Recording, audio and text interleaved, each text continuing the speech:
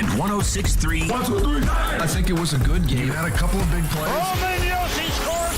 The Game. A Cromwell Media Station. Mixing sports and a little bit of fun. This is fun! On your morning drive. This is Robby and Rexrode. With Robby Stanley and Joe Rexrode on Nashville's best sports talk. 102.5 and 106.3 The Game. And on the Game Nashville app. Ladies and gentlemen, it's showtime. And welcome into the Monday edition of Robby and Rexrode, 102.5, 106.3 The Game. Robby Stanley alongside Joe Rexrode, Michelle Knezovic here with you on this Monday morning. Hope everybody's doing well. Joe Rexrode, happy Monday morning. How are you? Yeah, happy Monday to you. I'm fine. I'm watching these. I'm catching up on these Mac McClung dunks. Pretty good. Not bad. I gotta say. Yeah, that was decent. I heard all the buzz. I didn't watch it live. Not bad. I refuse to watch the dunk contest live for how many times I've done it over the past 20 years, and it's been absolutely terrible. But apparently I did miss something on Saturday. Yeah, no, he's got a couple in here that are pretty good. I gotta say, it's hard. It's just hard to do new things. You know, it is. It's just like, I mean, everything's been done, but one of the ones he has there, I've not seen anybody do it before, and that's pretty good. Yeah. Gabrielle Union, as I'm watching this video, is very impressed. Very, very excited about the dunks that took place. Watching highlights of the NBA All-Star game right now. It's impressive. It turns out they can dunk and shoot, so that's good to know from the NBA All-Stars last night. I think the final score was like 184 to 160 something, so shout out to the NBA All-Star this weekend. Yeah, I didn't watch that either. I don't watch any. I'm to the point where I just do not watch All-Star anything. Yes. I think we've officially reached that point. Used to love the NBA All-Star game. And the thing is, it is fun. I mean, like, if I just wasn't doing other stuff, I would have watched it. Did you watch it, Michelle? No, I watched the dunk contest, which actually I was entertained. I haven't been in the last couple of years, pleasantly entertained. And also, you should go ahead and watch Mac McCullen's high school highlight dunk tape. It's pretty sick. Really? Yeah. Okay. All right. Where'd you see that? I'll be full disclosure. Ryan showed it to me. I had no clue who this guy was before this weekend. I had no idea. They moved him up for this. I remember him at Texas Tech. Yeah. You have no clue. Yeah. But good for him. Yeah, in the league, like, does he play at all? I have no clue. He just got a 2-way contract like last week, so he could compete in this. I got And I saw something like his winnings from this were, it was like $100,000 and he makes like $110,000 or something like that. Double your salary, man. I love it. I mean, I'm all for it, but he's not even an NBA player. Is that what we have to do at the NBA dunk contest now? Hey, That's whatever. actually cool, though. Cool, man. I like that, though. You know, like if you take if a G leaguer is, you know, not good enough, but they have like particular. You may have a G. I was going to say you may have a G leaguer who's like yeah, I guess if you're that good of a shooter, you would be in the league, though, right? Let's go find like Yves Pons and let him like jump through the hoop or whatever he can do. See? That's Yves Pons would actually be a dunk contest contender at some point. Yeah. Is he still in the G League somewhere? I think so. Yeah. Get him in there. Why didn't he get? Yeah. Next year, Yves Pons. Maybe the most athletic person I've ever seen in person. Yeah. No, I mean. Maybe not quite, but pretty close. Yeah. Pretty good stuff. Next year, Yves Pons. Congratulations to the NBA on a successful NBA All-Star weekend in Utah. The Nashville Predators, however, a little bit of up and down weekend, and right now, quite frankly, Joe, they can't afford many more up and down weekends. They win 7-3 on Saturday. Looked pretty good while doing so against the Florida Panthers. Roman Josi and Ryan McDonough in particular I thought were really good in that game. Tommy Novak was really good, and you get a big win after an absolute dud on Thursday against the Boston Bruins, and that set up what was a huge game yesterday against Minnesota. Had the Predators won the game yesterday in regulation, they would have been 3 points back of Minnesota, and if you lose, you're 7 points back, and of course they lose with 20 seconds left. Ryan Hartman, puck basically just bounces in off of him after the Predators had just tied it up 3-3. Ryan Hartman scores to go up 4-3, and the Predators lose yesterday in Minnesota. And I tweeted this out yesterday, and I'll reiterate it here. The last 3 games, to me, Joe, just kind of sum up what the season has been for the Predators. They looked terrible on Thursday against Boston. They looked great on Saturday against Florida. They got to the point yesterday where they were down 3-1, and I had like tweets fired up ready to count them out and bury them this season, and then all of a sudden you turn around, it's 3-3, they give you hope, and then it just gets ripped away from them. It's just you never really know what it's going to be, but ultimately it always ends up back in the same place, which is one step forward, one step back, and no traction being gained whatsoever if you're the Predators. Yeah, I mean, look, you feel for how that went for them. It's just a brutal way for that to end. They fought, a couple of 2-goal deficits. They fought. Give them credit. Novak, a little bit of a heater, by the way. Yeah, he is right now. But yeah, ultimately you look up and it's a 7-point deficit, and that's the team now that it's not the only team, but I mean that's right directly in front of you. Yeah, I mean you have 2 games in hand, but like you have to now go like, what do they have left? How many games? They have 28 games left? That is correct. How about that math? Like you got to win how many of those? 21? I mean, 19, maybe 19. 20. Yeah, like you're going to have to go on an absolute heater. So that's the thing. At this point, the information available to David Poyle is, yes, it's still possible. It would require a level of play and a level of consistency this team hasn't come close to this year. Well, the odds are 9.6%. That's where you're at right now from Money Puck. And look, there's several different sites that have the playoff odds. They're not all going to be the same just based on the formulas that they run, but they're all around the same. I mean, you're talking about a very small chance mathematically that you're getting into the playoffs at this point. If you win that game yesterday, it's crazy to think about one game, but if you win the game yesterday in regulation, you're 3 points back in Minnesota and you got 2 games in hand. Now, you still have to win those 2 games in hand, but, I mean, it's a crushing loss yesterday. It really is. Yeah, what would be the percentage? Like just that game working out differently. They'd probably be up in the 16% or something like that? They'd probably be in the 20s, but yeah. Gosh, one game making yeah. But that's where they're at, though. But yeah. I mean, I guess it makes sense. Yeah, it's again a good response against Florida because certainly Thursday was a sobering, kind of depressing look at how they match up with the best in the league. But Florida is a very talented team, certainly, and the Preds looked. I mean, boy, they looked offensively fluid in that game. So you're like, okay, one game. But now we're talking about. I think we're talking about changes coming here. Well, I mean, you've got to be. I think you've got to be thinking that way. Like honestly, the game Thursday was it for me. Like when you get, and I realize it's Boston, right? Like nobody.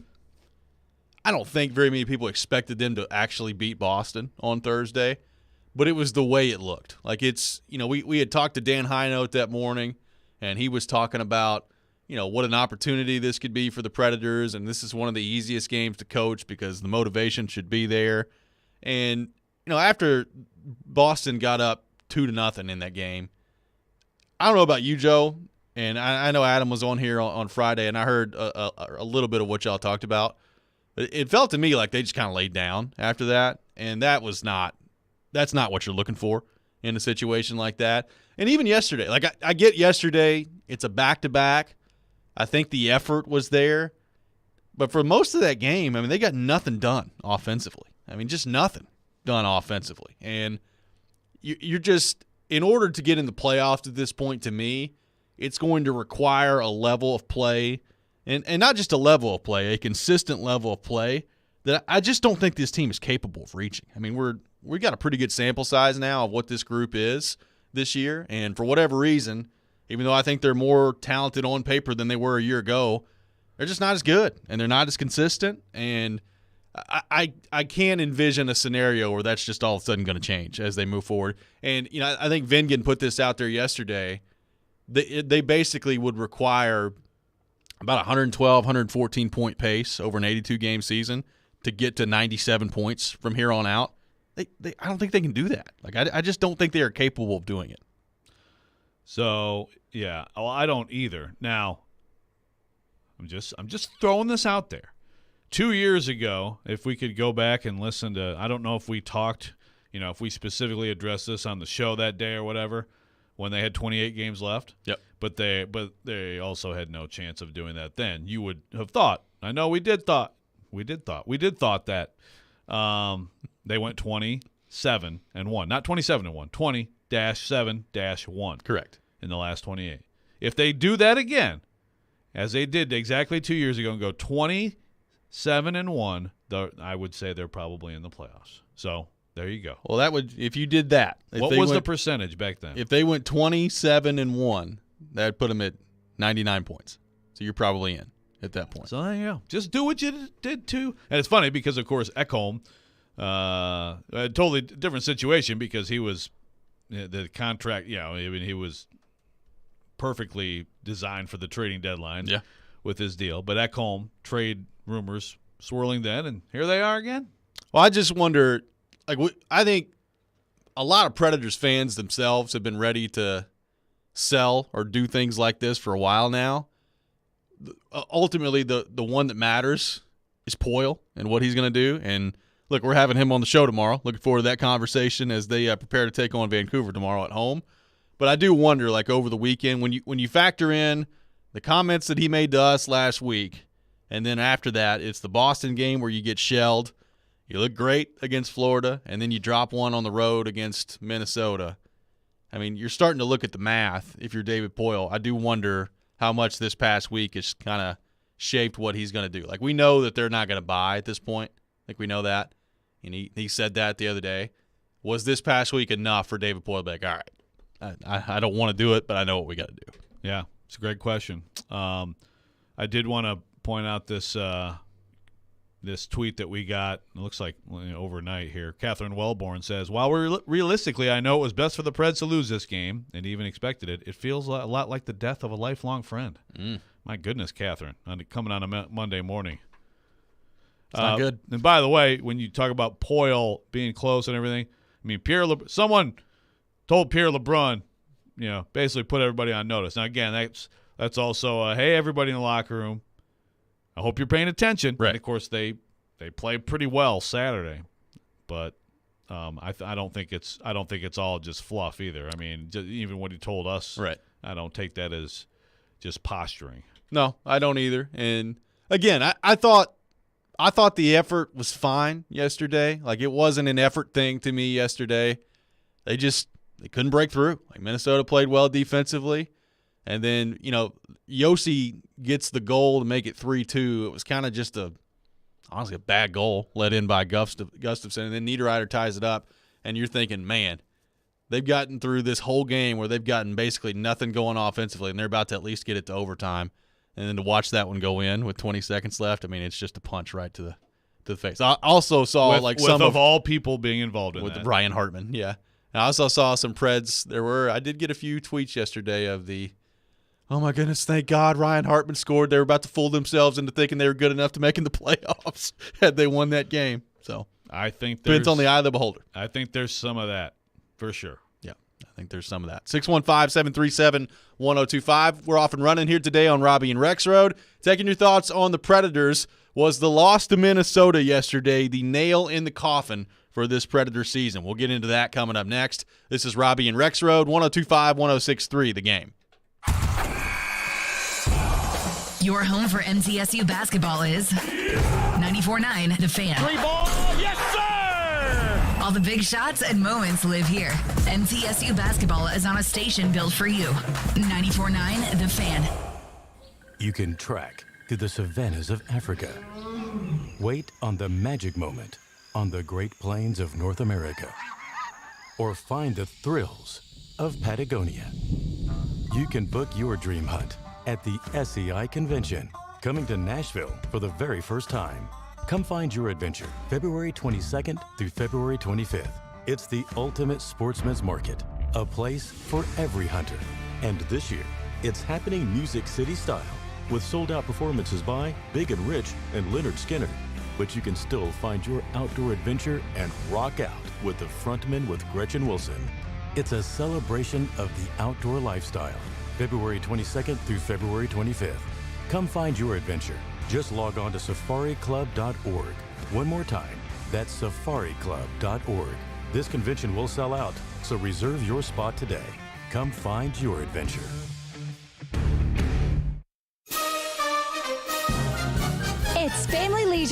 President's Day sale. Wait, President's Day? Well, it's in honor of all our presidents, and it means great deals for everyone. Okay, like what? Well, pools and spas for one. Family Leisure has the largest selection and guarantees the lowest prices anywhere. What about grills and grill islands? Of course, everything is on sale for 4 days at Family Leisure, just in time for spring. Family Leisure, both locations, Antioch and Franklin.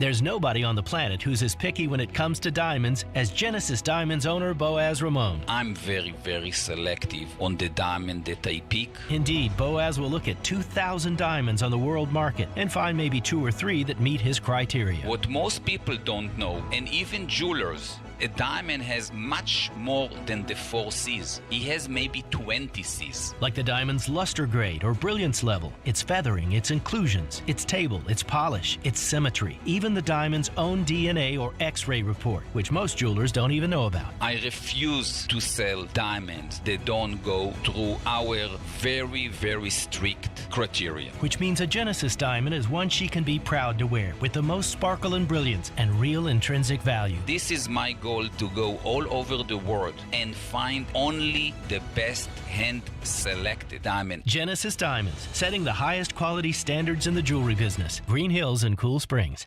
Stop! Are you about to pay too much for new furniture? Then you need to come by Social Furniture on Charlotte Avenue in Nashville. Their President's Day sale is going on now. You can buy your new furniture today and get it today. But you do not have to pay today. During Social Furniture's President's Day sale, they have special financing for up to 60 months with no money down. Sectional sofas, mattresses, dining sets, bedroom sets, and more are up to 50% off. At Social Furniture, they say yes, yes, yes. Anyone want to tell me what happened? Did you miss any of today's show? It's okay. It's fine. Don't worry. Subscribe to the Robby and Rexrode podcast on Apple, Spotify, and other podcast platforms, or by going to thegamenashville.com. All right, I'll give it a shot. You're listening to Robby and Rexrode on 102.5 and 106.3 The Game and the Game Nashville app. Welcome back in, Robby and Rexrode, 102.5, 106.3 The Game. Robbie Stanley alongside Joe Rexrode, Michelle Knezovic here with you on this Monday morning. Taking your thoughts on the Predators, 615-737-1025, 615-737-1025. So they win 7-3 on Saturday, their highest goal total output of the season. They lose 4-3 yesterday after tying it at 3 with 47 seconds left. Ryan Hartman scores the game winner with 20 seconds left for Minnesota. And Minnesota gets a big win. And, Joe, they're 2-4 since the All-Star break now. They have 5 games remaining until the trading deadline coming up on March the 3rd. So not a whole lot of time left before David Poile has to make decisions about the direction that he wants the roster to go, the team to go, all those things that we've talked about with the trade deadline. And now you're 7 points back of Minnesota. Edmonton and Colorado played yesterday. Colorado wins in overtime, so that means Edmonton also gets a point. So basically, like the playoffs right now, people that are within somewhat of a shouting distance is Minnesota. Like that's the final wild card spot. Edmonton's got the first wild card spot, and they're 10 points up on you right now. Colorado, even though injuries continuing to take place with them, with Cale Makar getting a little banged up, they're at 67 points, and they're in third place in the division. So really, like, it's Minnesota or Calgary, and that's about it right now if you're the Predators. Those are the 2 teams you're chasing. Was yesterday in your mind, with that loss, with all the other information I've just thrown out there at you, was that the nail in the coffin for this Predator season? That's what we're trying to determine. So what I just mentioned, first of all, I think I do believe that, for David Poile, he doesn't want it to be. And the stat I just mentioned last segment, 27-1. I bet you David Poile knows that stat. I bet he does. So I'm going to say no. Now, I'm going to say no, and basically I think this is going all the way. Now, if they get to, if they get like a point out of the next 3 or something like that, which is Vancouver, at San Jose, at Arizona, then I think at that point, you'd have to say yes. I think they're right on the line. But I'm going to say right at this moment, no. And I think when we talk to David Poile tomorrow, I mean, well, look, even if it was yes, is David Poyle going to come? I mean, I hope so. I would hope that David Poyle would tell us everything that's in his head when he comes on this show. But I hope so too. But I think you'll hear from him. This is a huge game tonight. Yeah, I think that's what you hear. I mean, look, I'll put put right on the line. I'll put it to you this way: they have to win all 3 of their next games. Not, they can play well and get 5 out of 6 points, 4 out of 6 points. They have to win all 3 of these next games. They have to beat Vancouver, who's not very good, San Jose, who's not very good, and the Arizona team, who's not very good, who just beat you last week, and now you have to go on the road next Sunday and take them on. Like, for me, to even get yourself back in a conversation, you have to win all 3 of those games. Like, you can't drop any of them. Like, you got to win all 3 of them, and you got to get yourself into a position where that Pittsburgh game on Tuesday, a week from tomorrow, matters. And it matters in terms of, are you holding on to what you got at the trading deadline, or are you selling some guys off? Like, there are some Predators fans that I saw yesterday, like, after the loss to Minnesota, are asking the question, all right, like, do we see something this week? Like, will somebody be traded this week? I can't rule it out. I mean, I don't know. I don't think so. I think the Predators are going to hold on as long as possible while they still have a chance before the deadline. But there also has to be a point, to me, like I said, they have to win these next 3 games. If they come out tomorrow and lose to Vancouver, it's over to me. Like, you can't lose any one of these next 3 games against those 3 teams and think that you're any serious level of playoff contender. Your margin for error to me is totally gone now. It's totally gone. I would agree that tomorrow, if you lose that very first one at home when you're about to go out west against a bad team, again, you're talking about, you are playing 3 bad teams in a row here who have absolutely no hope, who are all bleeping the bed for Bedard at different levels. Yep. So I would agree that if you start this right out at home, losing to them, I don't know for sure that David Poyle will agree with everybody, but I think basically everybody, and I know a lot of people have been there for a while, are there. I get it. Right. But I would say that, I guess, well, just speak for myself. I would agree with you. I think it's over if they lose tomorrow. I think it's probably over anyway, right? Right. But it's at some point it's like, okay, that's it. Make the call. I think tomorrow you can make the call. Well, and I do wonder, that locker room.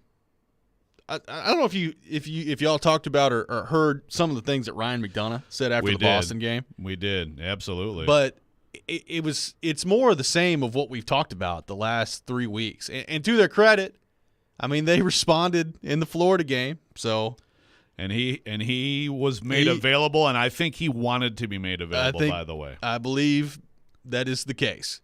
So they responded. Good on them. They responded after the meeting.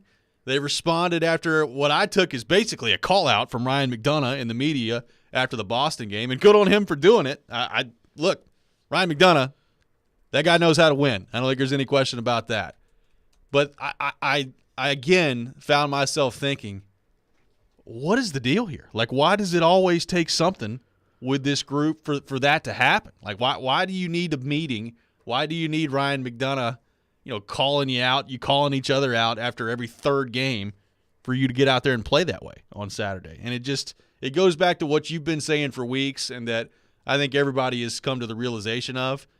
Yes, you can have a meeting and you can have call-outs and you can do all these motivational things, and they may work for a game or 2, and eventually you got to face the reality that this team is what it is, and it's just not very good. Right. That's what it is. Yeah, it's like you not artificially, but if you have to raise your level to be competitive with good teams, that means your level just isn't good enough. I think that's to me what it is. And I know I had someone come at me on Twitter. I should find these tweets. This is a team with incredible talent. Fire Hines. Yeah. And people and this person pointed to Tolvin and everything. I'm like, incredible talent.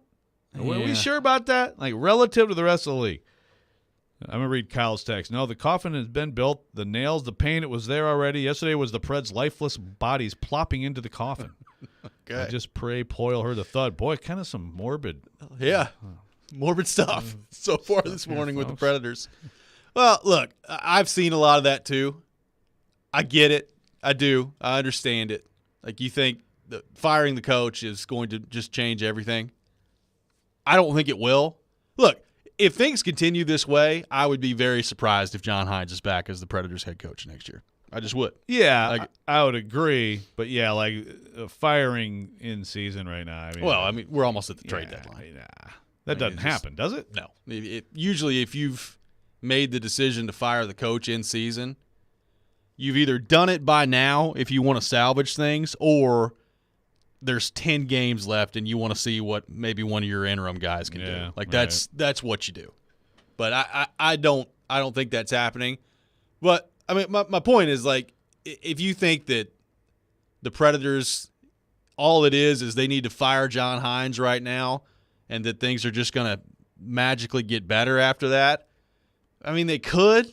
I don't think so. Like, I just think this is a roster right now that has reached the peak of what it is. I'm not saying that John Hines isn't culpable for what we've seen this year, because I think he is. Like, I think everything needs to be in question if things continue to move this way that it looks like they're moving right now. So we can have the John Hines discussion. I'm not saying we can't have it.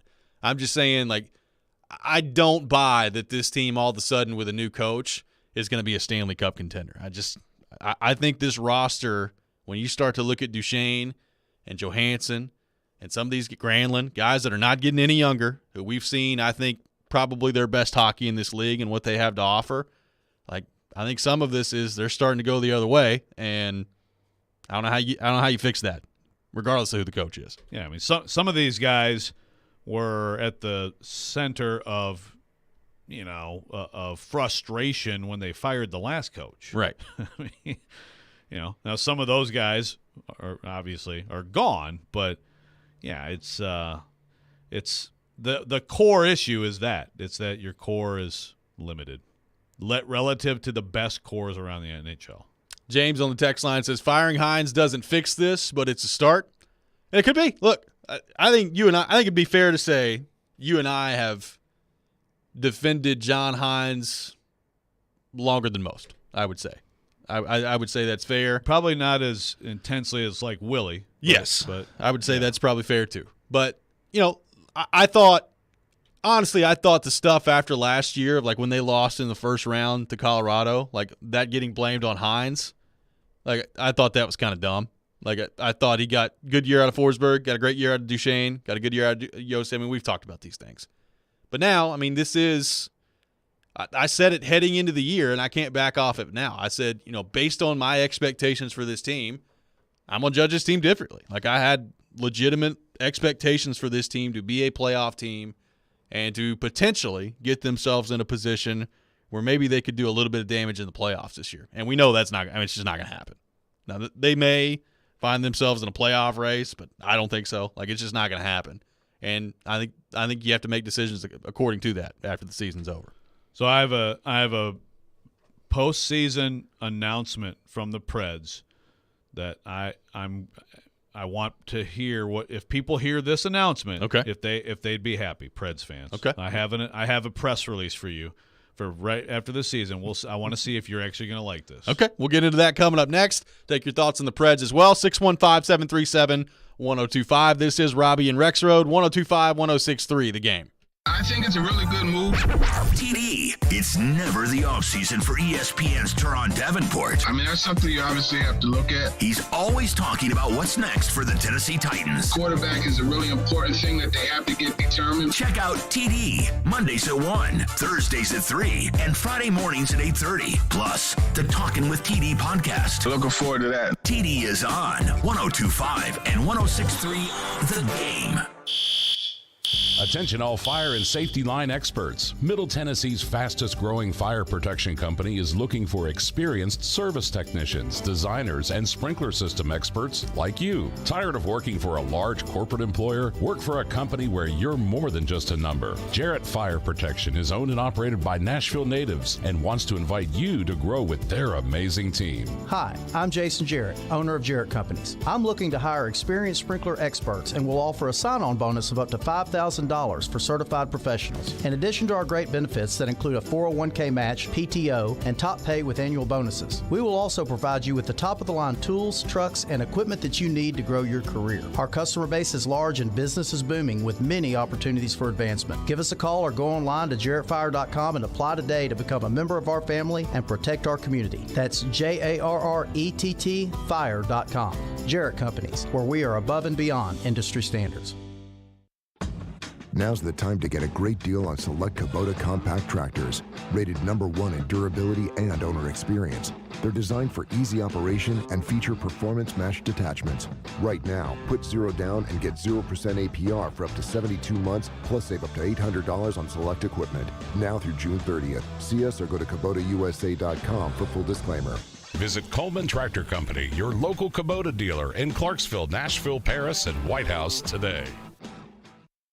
Do you own or operate a diverse small business? Expand your customer reach and access local procurement decision makers at the Nashville Area Chamber's Supplier Diversity Fair, sponsored by Truist. All diverse small businesses are invited. The fair begins at 8:30 a.m. on Tuesday, February 28th at City Winery. Visit NashvilleChamber.com/events to register. That's NashvilleChamber.com/events. See you on the 28th at City Winery.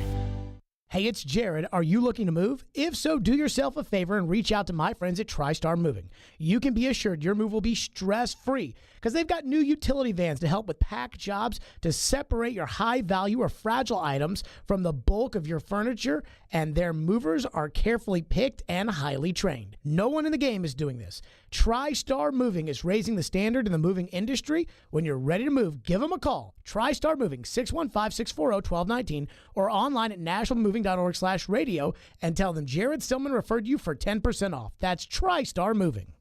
You look at yourself in the mirror every day and you can't deny it anymore. Your hair is not as thick as it used to be, and it's making you feel self-conscious. Hair Club is here to save the day. For 45 years, Hair Club has helped more than 500,000 clients love their hair and feel confident again. No matter what stage of hair loss, they can help. Hair Club can customize a solution just for you. For a limited time, get 10% off when you book a free consultation today at hairclub.com/chase. Can't get enough Vanderbilt basketball? Intercepted right all by himself for a one-hand flush. Your home for the Commodores is 93.3 Classic Hits. Put it up. It's good. Count it. Join Coach Jerry Stackhouse and his team on their journey through the SEC. Pulls a trigger. Yes, from 3. Check out Vandy Hoops on 93.3 Classic Hits and the Classic Hits app. Hey, this is Philip Forsberg. You're listening to Nashville's best sports talk, ESPN 102.5 The Game. Welcome back in, Robby and Rexrode, 102.5, 106.3 The Game. We are streaming live on Twitch, Twitter, YouTube, and Facebook. Our video streaming brought to you by Superbook. We are live from our 102.5 The Game studio, sponsored by Hiller Plumbing, Heating, Cooling, and Electrical. Taking your thoughts on the Pred, 615-737-1025. Joe Rexrode, you said before the break you had a proposal that if you heard this from the Predators after the season, you'd be interested to get the Predators fans' response to it. What is that proposal? Well, this is the email. Predators. And it's probably like Predators, John Hines, part ways or whatever. Right. Whatever teams announce firings, it's always like we've parted ways. Yeah. Have decided to move on, end our relationship. Not just like we fired this person. So, or if it's not an email, David Poyle announcing it. Whatever it is, just the news is John Hines has been fired. That's the news. Okay. There's no other news. So, Preds fans, you happy? I think there'd be some, yeah. But my response to that would be, okay, I get it. I do. We'll see who they hire as the next head coach. Like, at that point, do you want David Poyle hiring your next head coach? Well, that's why I asked the question, because if that's how it is announced, as I do, I feel like some people are just way too fixated on Hines. I'm with you. I agree with you. Can't sit here right now with this season and say it's none of his fault. And look, I got some people who I talk to about this team, who I trust with their insights, who defend him still and say, hey, man, look at this player, look at that player. Okay. But, again, it goes back to the credit thing and, right. and the blame thing. Look. we know what happens in this league with coaches.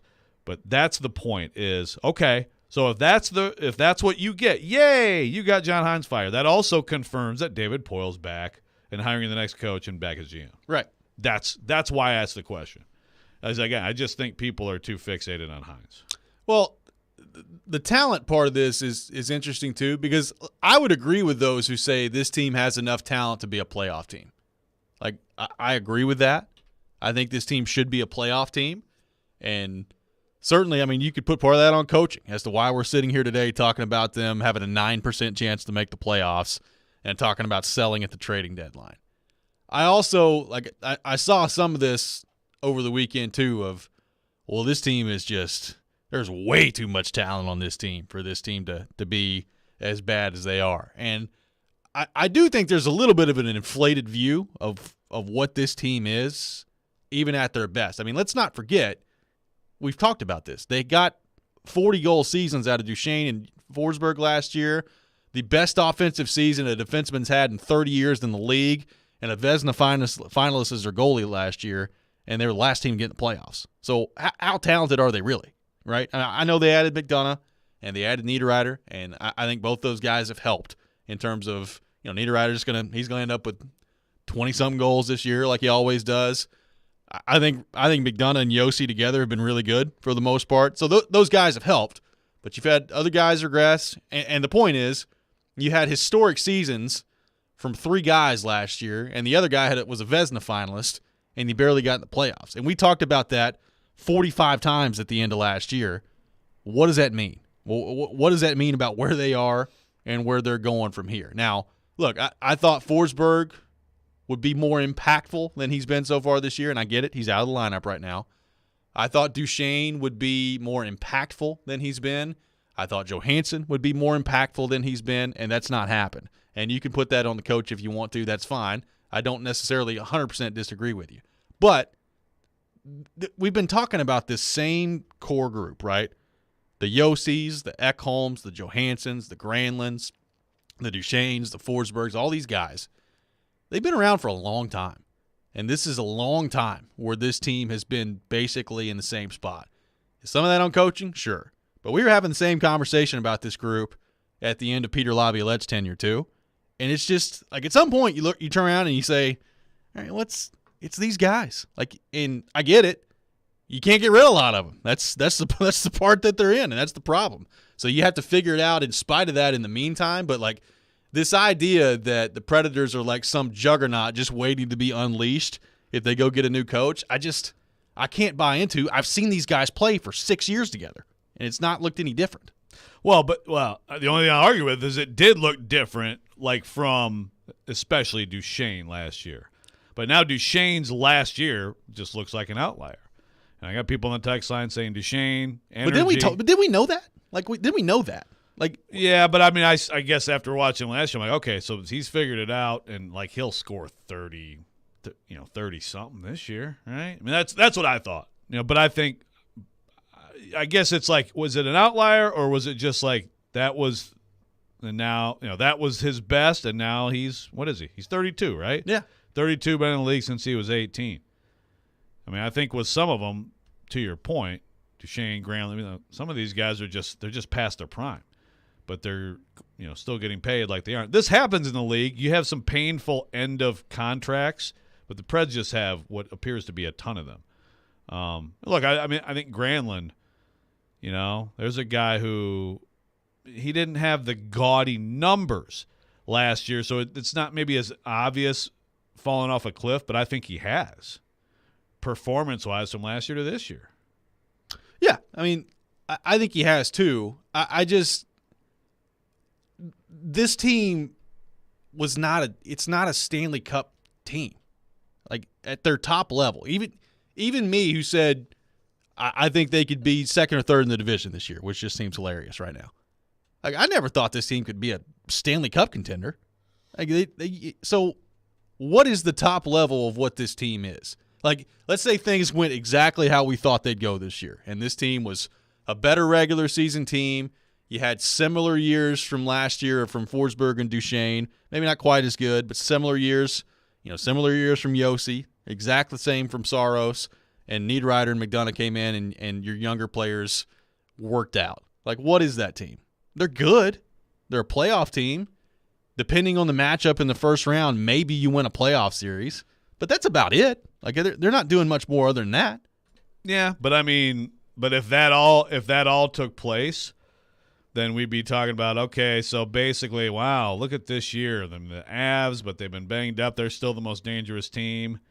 Like, if that was the Preds, would you be looking at Dallas, Vegas, and saying there is no way the Preds could beat them? No, I wouldn't. Well, we wouldn't say no way, but I think we would say it's going to require UC Saros to be great, and it's going to require, guys to elevate their game in the playoffs. Like, to win a cup in this league, you have to be great down the middle, you have to have good goaltending, and you have to have a stud blue liner or two.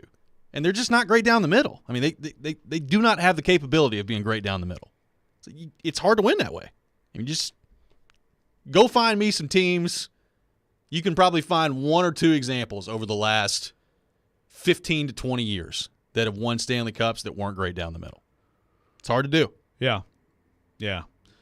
I mean, as I watch Colton Sissons, that sweet breakaway goal the other day, I am reminded that like he was their number one center as they got with, but they got far with Johansson playing like a guy that that's the thing. 6 years ago in that playoff run, he was. I mean, he was what you need down the middle, right? But I mean, to your hypothetical there, if Duchesne, Forsberg, and some of these guys were playing at their best level, and those ads had been what you thought they'd be, I mean, like we'd at least be talking about, well, hey, get in the postseason with that goalie, who the heck knows? It's possible. As it turns out, I mean, they're not even close to what – I mean, you're not the only one. I thought they would be right there too. So this is the – I do want someone from the Preds to say, see, you guys all thought we were going to be good this year, and you were wrong. Right. I mean, it's the opposite of basically what happened a year ago. I mean, the point is you can change the coach, which if things keep going this way, I think they will after the season. You could change the GM, which I don't think they'll do after the season. But a lot of this is also you got players right now that are on the wrong side of 30, or at least approaching the wrong side of 30, that their contracts make them immovable, and their level of play does not justify the salary that they're being paid, and they're not going to get any better. Like, do we believe that Ryan Johansson is just going to be better for the next 2 years with his contract? Like Matt Duchesne at his age is going to be better next year? It's hard for me to get there. Like even like Yossi, right? Like Yossi's still a great player. Like how much longer is he going to be this good? He's 32. Like, how much longer is this going to be the case with him? Like, they're in a rough spot that way. Yeah, and even if you are Yossi, obviously he has the no trade clause. If things go a certain way, I could also see him being like, man, I'd like to have a chance to win a cup and not just to waste away some years here as this team tries to retool. 615-737-1025. We got a lot of your Preds thoughts to get to. We'll do that coming up next. We'll open up our phone lines as well. 615-737-1025. You're listening to Robby and Rexrode, 102.5, 106.3, The Game. 185! Every team needs a quarterback. 185! That's why we have Hasselbeck, bootleg, rollout, toss, touchdown. Tim. You can run good plays at the right time. ESPN NFL analyst Tim Hasselbeck gives his expertise on all things NFL. You evaluate players, and then you're turning them over to the coaching staff. Every Tuesday at noon. At the right time. With Caroline, Willie, and D-Mace. Tim on 102.5 and 106.3 The Game and the Game Nashville app. Hey, it's Jared with my friends at Hiller. Kick off the new year with new upgrades for your home. This month, when you buy something you need for your home, Hiller will give you something you want. Pick your prize. Get a free 55-inch TV, Apple iPad, Solo Stove, or Nintendo Switch when you purchase new whole home generators or select new HVAC systems. Or a free 55-inch TV, Nintendo Switch, or Solo Stove when you upgrade to a new tankless water heater. There's no better time to take care of necessary home replacements, so call Hiller. That's Hiller Plumbing, Heating, Cooling, and Electrical. Call the Happy Face Truck today. Jewelry business, it's in my blood. I've been doing it all my life, and it's my passion. Meet Daniel Sabalas, a third-generation jeweler at Genesis Diamonds. This line of work, it's all about honesty and trust. It's about building relationships. And that's what drew Daniel to Genesis, where it's all about education, transparency, and respect for each customer. It's based on a family business mentality, and that's how we are. We're here to educate, to guide you, and we make it very easy. So we really go out of our way to educate customers in the right way. There's no stress level, there's no tension. The customer can feel that. All this while providing the guaranteed best value price. I've never seen a company that has the best price like this that I've seen anywhere. We are a powerhouse of diamonds. Genesis Diamonds. No commission salespeople, no pricing games, no risk, no pressure, no cutting corners. Genesis Diamonds is going to give you the best price, best quality, guaranteed, no matter what. Genesis Diamonds, Green Hills and Cool Springs. Willie Donick here for Pella Windows and Doors of Nashville. The official 2022 stats are in, and the Pella brand is rated number 1 by Nashville homeowners for windows and doors. One reason, Nashville homeowners selected Pella Windows number 1 for the highest quality craftsmanship. Another key stat, Pella Windows and Doors of Nashville is also rated number 1 for the brand that stands behind their product. If you need new doors or windows, the choice is clear. Choose the experts at Pella Windows and Doors of Nashville. Go to PellaofNashville.com. A show that lives and breathes sports. Focus in, focus in, focus in. From the SEC. Credit to the Alabamas, the Georgias, and the Ohio States of the world. To the Preds. They've been in a lot of really tight games, but they're not winning enough of them. To the Titans. He's talking about what this franchise has built over the years. Caroline, Willie, and D-Mace. What is this? Check it out. Weekdays from 11 to 2 on 102.5 and 106.3 The Game and the Game Nashville app. Good morning. Good morning. You're locked into Robby and Rexrode. I had the radio on. I'm listening to 102.5 and 106.3 The Game and the Game Nashville app. You know, obviously both teams are battling hard for playoffs and positioning there. And,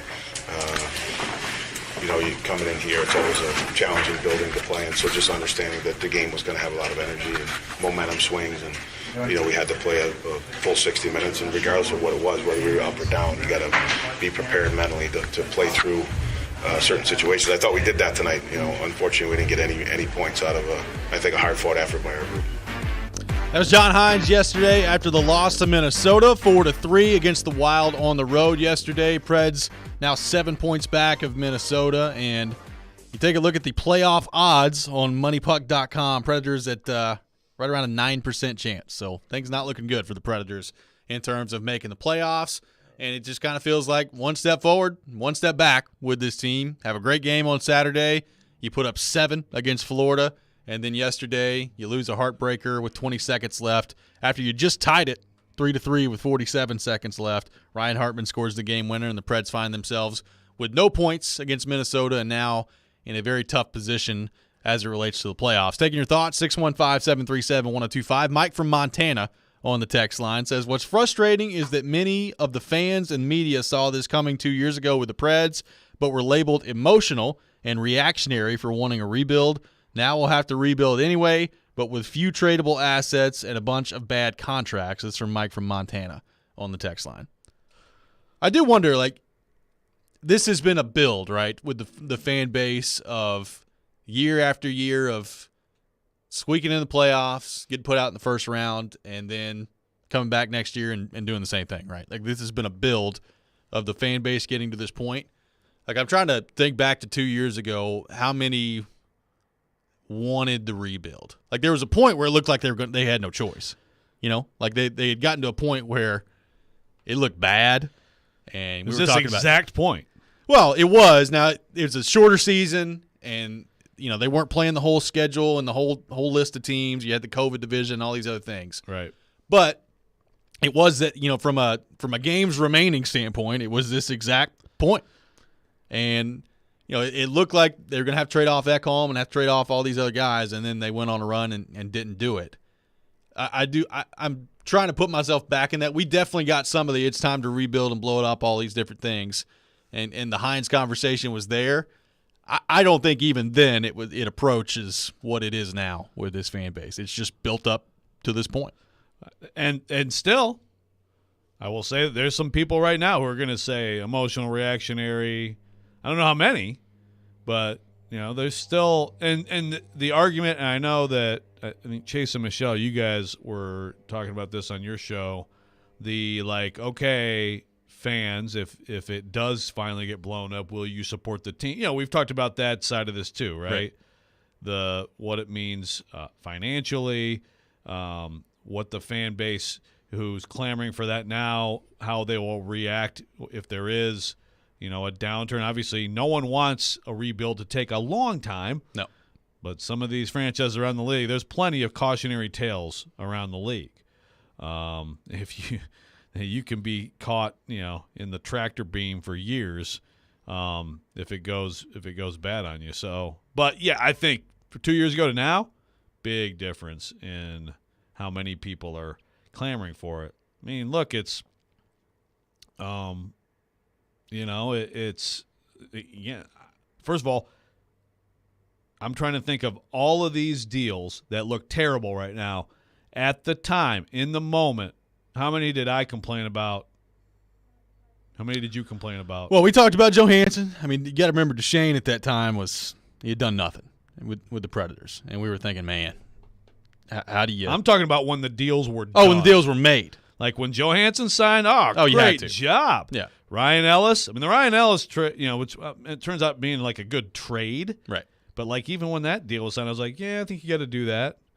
I mean, Forsberg last year, I think there was some back and forth with that one, right? But ultimately, it's like, okay, are you trying to? If you're trying to be competitive here the next few years, you have to sign him. Yeah, I mean, the only thing I can really think of is the money for Duchesne was a little rich for me at the time, but I knew also if you wanted to get him, you'd have to do it. There were people talking about Duchesne getting $9 million a year from somebody on the open market, and I was like, well, I definitely wouldn't do that. 8, still a little rich, but you got to do it if you want him, and they did. They did. Again, I'll raise my hand because I mean it is easy to look at everything right now that's bad and that Poyle has done. At that time, I was like, yeah, that's the guy. That's your guy.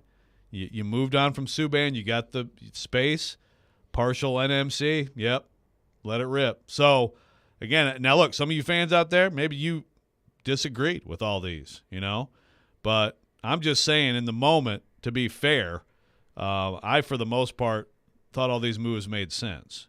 Now, I will not say that about Ryan Hartman for a freaking first-round pick. Now, that, there's some of these, no. But hey, even go back to Turris, one of the worst moves of this whole thing.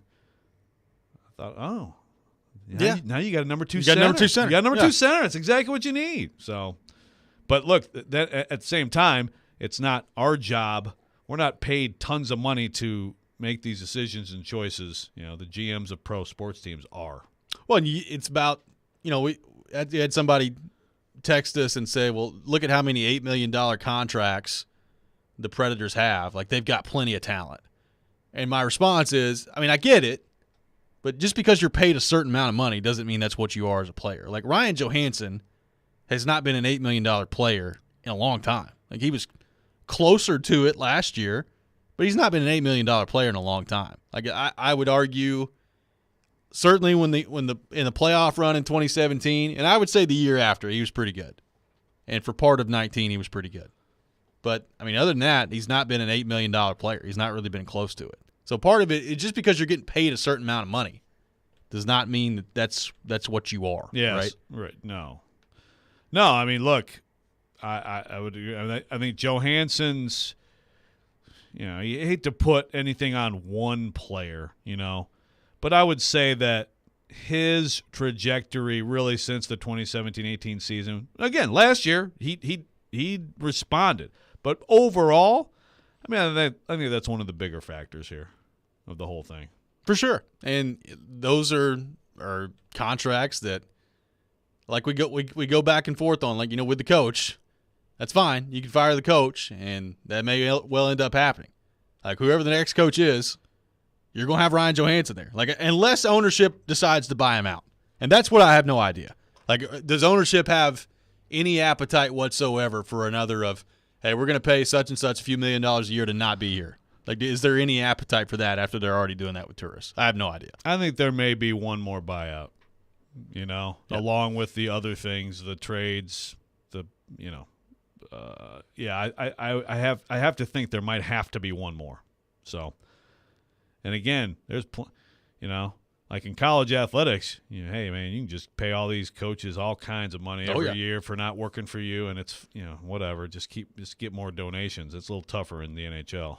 Well, and especially if you forecast the lookout and maybe there's no playoff money coming in next year, and you think about what that could mean for next year. Like, is there no playoff money coming in next year? Like, it's the financial part of this is way more of a consideration than it is like the NFL contract wise is one thing. Like, there's more freedom there. Like, we had somebody compare it to the Titans and say they're in the same spot. Like, there's just more contractual freedom in the NFL to get rid of stuff. Like, it's a hard cap in the NHL. The salary is what it is. And we all know this. The NHL is not on the same financial level as the National Football League is. Got Jared, just on a text storm. I was against the Ellis signing, he says. He was? I was against Hartman. Yeah, I mean, a lot of people question Hartman. I was against Turris when it happened. Is that true? I don't remember that. I don't recall I need him audio. But, of course, Jared doesn't tell us the other ones that he liked. Yeah, just pick and choose, Jared. Spin zone. Let's go to our 102.5 The Game phone line, driven by WilsonCountyHyundai.com, and welcome in Rob from Franklin. Rob, good morning. Thanks for calling in. Good morning, gents. I appreciate it. I don't like following up when Jared just texted in, but that's fine, and he's still listening. So, hey, Jared, Hartman doesn't suck. It went off his chest last night, and boom, you're 7 points out. Maybe you should reassess who sucks and who doesn't, but that's not really my point. My point is if you make the same mistakes over and over and over again and don't learn from them, then you are, we know, like, it's an ID10T error. And if you write that down, you'll understand what I'm talking about. I'm not going to say it on the air, but ID10T, which means Poyle is making the same mistakes over and over and over again. And if in 6 years we're sitting on a Forsberg contract that we wish we were out of, it's the same thing. So if you fire him, guess what? Who's the assistant GM who's learned everything from one good old dad? It's Poyle. They're making the same mistakes over and over again. When Johansson was in Columbus, what was Tortorella's big beef with him? He was inconsistent. He played one game. He didn't play another. Has anything changed here? He is inconsistent. I was at the Boston game, and it was laughable. He was like a 12-year-old boy hanging his head, rolling across the ice. Awful. It was totally awful. But what we have to hope for is that someone on a playoff run burns the center and needs somebody really badly, and maybe we can offset it by paying, 3/4 of his salary to get him out of here. What are your thoughts? Hey, thanks for the call, Rob. I mean, look, I've heard the idea floated out there, like, could you trade a Johansson or a Duchesne and retain a lot of their salary? I don't think so. Maybe you could think about it, I guess, but like the bottom line is I think that they're stuck with Ryan Johansson and Matt Duchesne for the remainder of their contracts unless they decide to buy one of them out. I mean, that's basically where I'm at with those. So think about that in terms of, so then you're going to fire your coach and tell me the coach that's like, let me at that roster with a rebuild and the huge contracts of guys who are way past their prime and probably do not want to be part of a team that gets like 80 points in a season. And think about like a year down the road, right? If things continue to go this way, like I talked about this. You need upward mobility for your younger guys.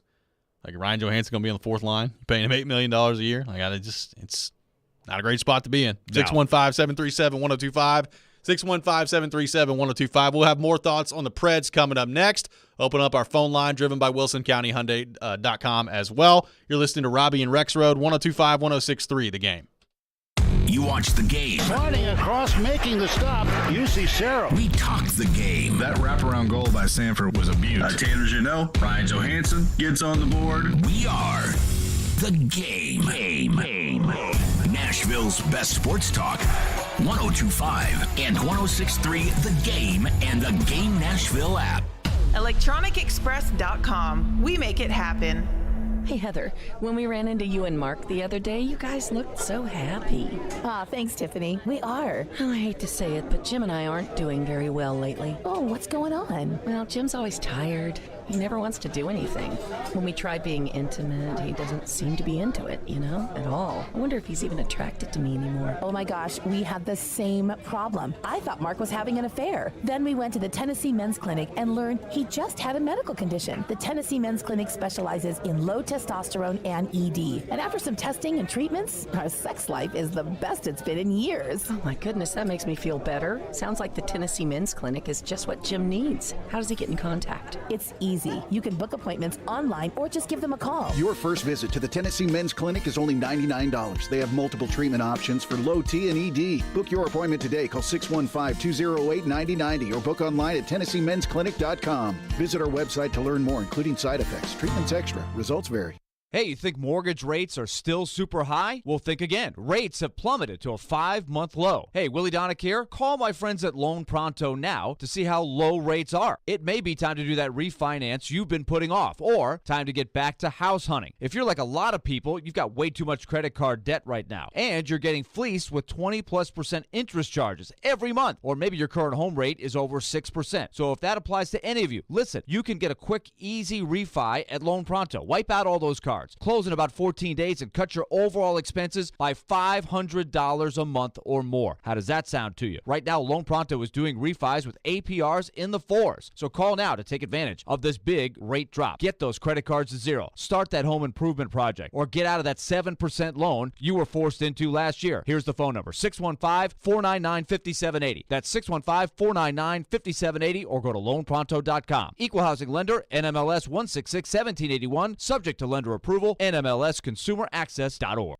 Hey, it's Jared. If you're listening to us on I-24 towards Murfreesboro or I-65 towards Spring Hill, make sure you check out 106.3 for another great way to hear Nashville's best sports talk. Get in the zone, AutoZone. Welcome to AutoZone. What are you working on today? Thinking about gas mileage. You know, changing your oil with a full synthetic oil like Castrol Edge can help your engine get more miles. Right now, you can get 5 quarts with an STP extended life oil filter for only $38.99. Get started on your next job today with the parts you need when you need them at AutoZone or AutoZone.com. Get in the zone, AutoZone. Restrictions apply. Now, your Game Center update. The Nashville Predators go 1-1 this weekend. Saturday, the Preds hosted the Florida Panthers, winning 7-3. And yesterday, went to Minnesota to face the Wild. They beat the Preds 4-3 with a late comeback. The Preds still fell short. Here was John Hines after the game. We split the weekend. We got to have a day off tomorrow, and then we got another big week. So we didn't have a great game against Boston. Didn't get too low on that. Came back and played 2 pretty good games. So we got to make sure we're in that same mindset and not sitting in this game. And whatever emotions you feel after this game, you got to bring that into Tuesday's game. The Tennessee Volunteers fell to the Kentucky Wildcats this weekend, 66-54. Next up for the Vols, they'll head to Texas to face Texas A&M on Super Tuesday. And the Vanderbilt Commodores are on a 5-game win streak in the SEC. The Commodores defeated the Auburn Tigers 67-65 Saturday. Next up for them, they'll face the LSU Tigers. This report is brought to you by the law offices of Amanda Gentry. I'm Michelle Knezovic for 102.5-106.3 The Game. For more, follow us on Twitter at 102.5 The Game or visit thegamenashville.com. Live from the Hiller Plumbing, Heating, Cooling, and Electrical Studios. WPRT-FM Pegram, WPUC HD2 Laverne. Nashville's exclusive home for the Nashville Predators. 102.5 and 106.3. A gunny performance. Do your job. And the Tigers regain the lead. The Game. A Cromwell media station. Mixing sports and a little bit of fun. This is fun! On your morning drive. This is Robby and Rexrode. With Robby Stanley and Joe Rexrode on Nashville's best sports talk. 102.5 and 106.3 The Game. And on the Game Nashville app. Ladies and gentlemen, it's showtime. Hour number 2, Robby and Rexrode, 102.5, 106.3 The Game. Robby Stanley, Joe Rexrode, Michelle Knezovic here with you on this Monday morning in Nashville, Tennessee. We're taking your thoughts on the Predators. Preds over the weekend, they win 7-3 against the Florida Panthers and then followed up with a 4-3 loss yesterday to Minnesota. So According to MoneyPuck.com, that puts their playoff odds at around 9%, and they're 2-4 since the All-Star break. They have 5 games remaining until the trade deadline coming up on March the 3rd. So, needless to say, it is crunch time. Now, they do have Vancouver at home tomorrow. They have San Jose on the road Thursday and Arizona on the road on Sunday. Those are 3 teams that you should beat that are not good and that have punted on this season. Now, having said that, we just saw them lose to Arizona last week, and now you're going on the road, and Arizona has been playing a little bit better as of late. I threw this out there earlier.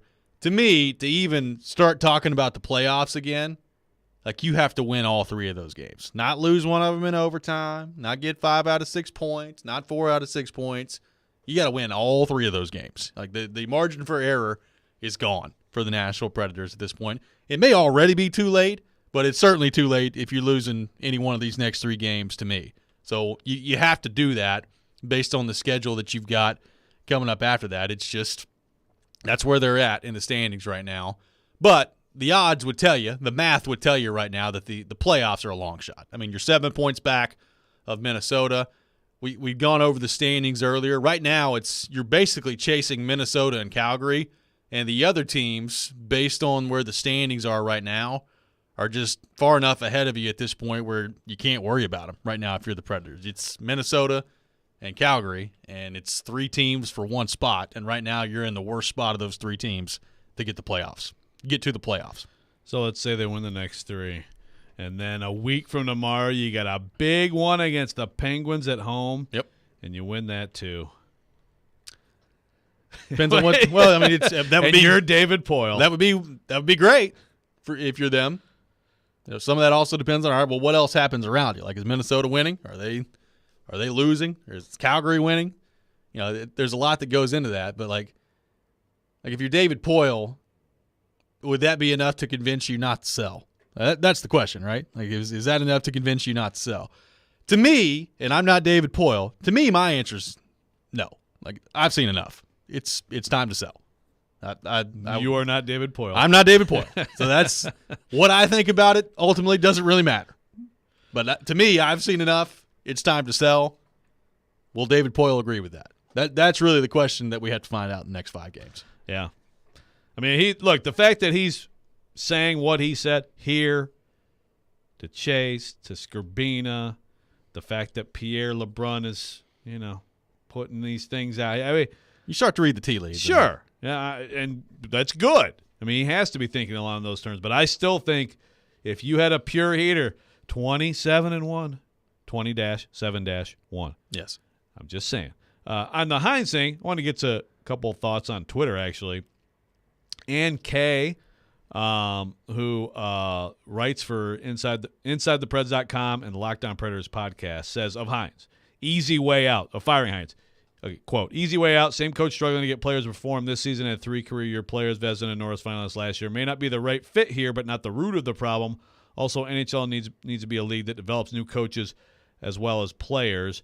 Brian the Gamer says, I wouldn't be upset if you're going to ship off players to bring in a fresh look for this team. They should do the same and get a young coach who can come in and grow with the team.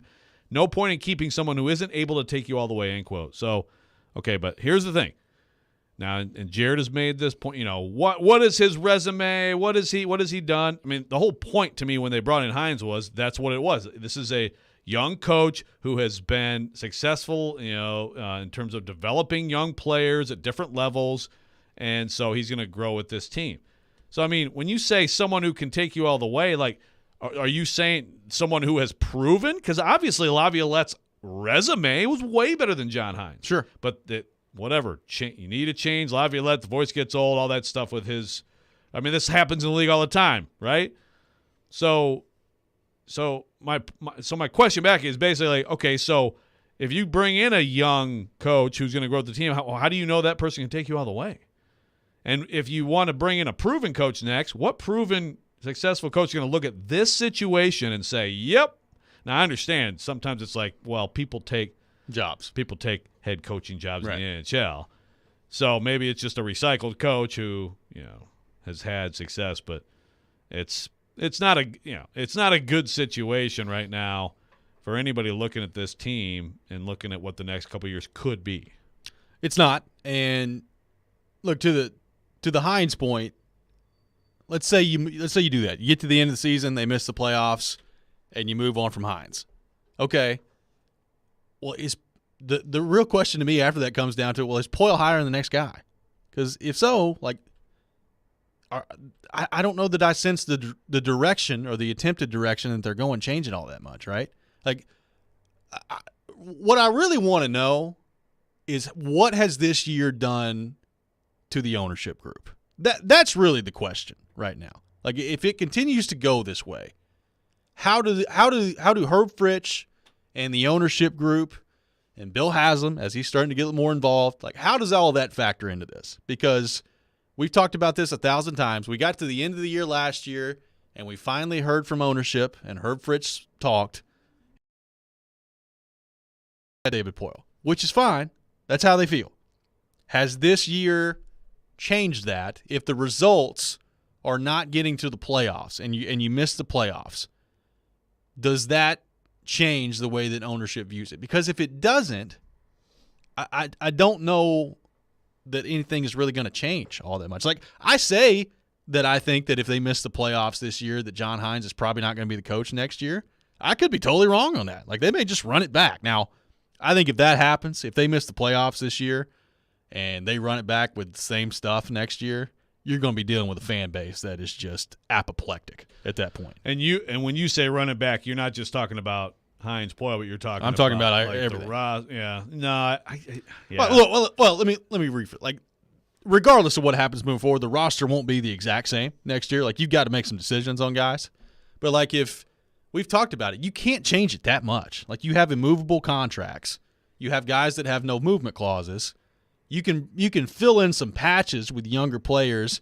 Maybe you can sell off. You could sell off Niederreiter, maybe a Granlund, although that's becoming, I think, an increasingly harder to move contract. Like, it's largely going to be a lot of the same guys next year, even if you decide to sell. I guess it's like if there's at least one significant move in there of a veteran player, and you make a concerted effort to go young, which is basically punting on making the playoffs next year unless you have some young players who really emerge. At least that would kind of show that you're yeah, but they've already gone young. Like, that's what they did 2 years ago. They went from the second oldest team in the league to like the third youngest. Like, that's what they did. They got younger.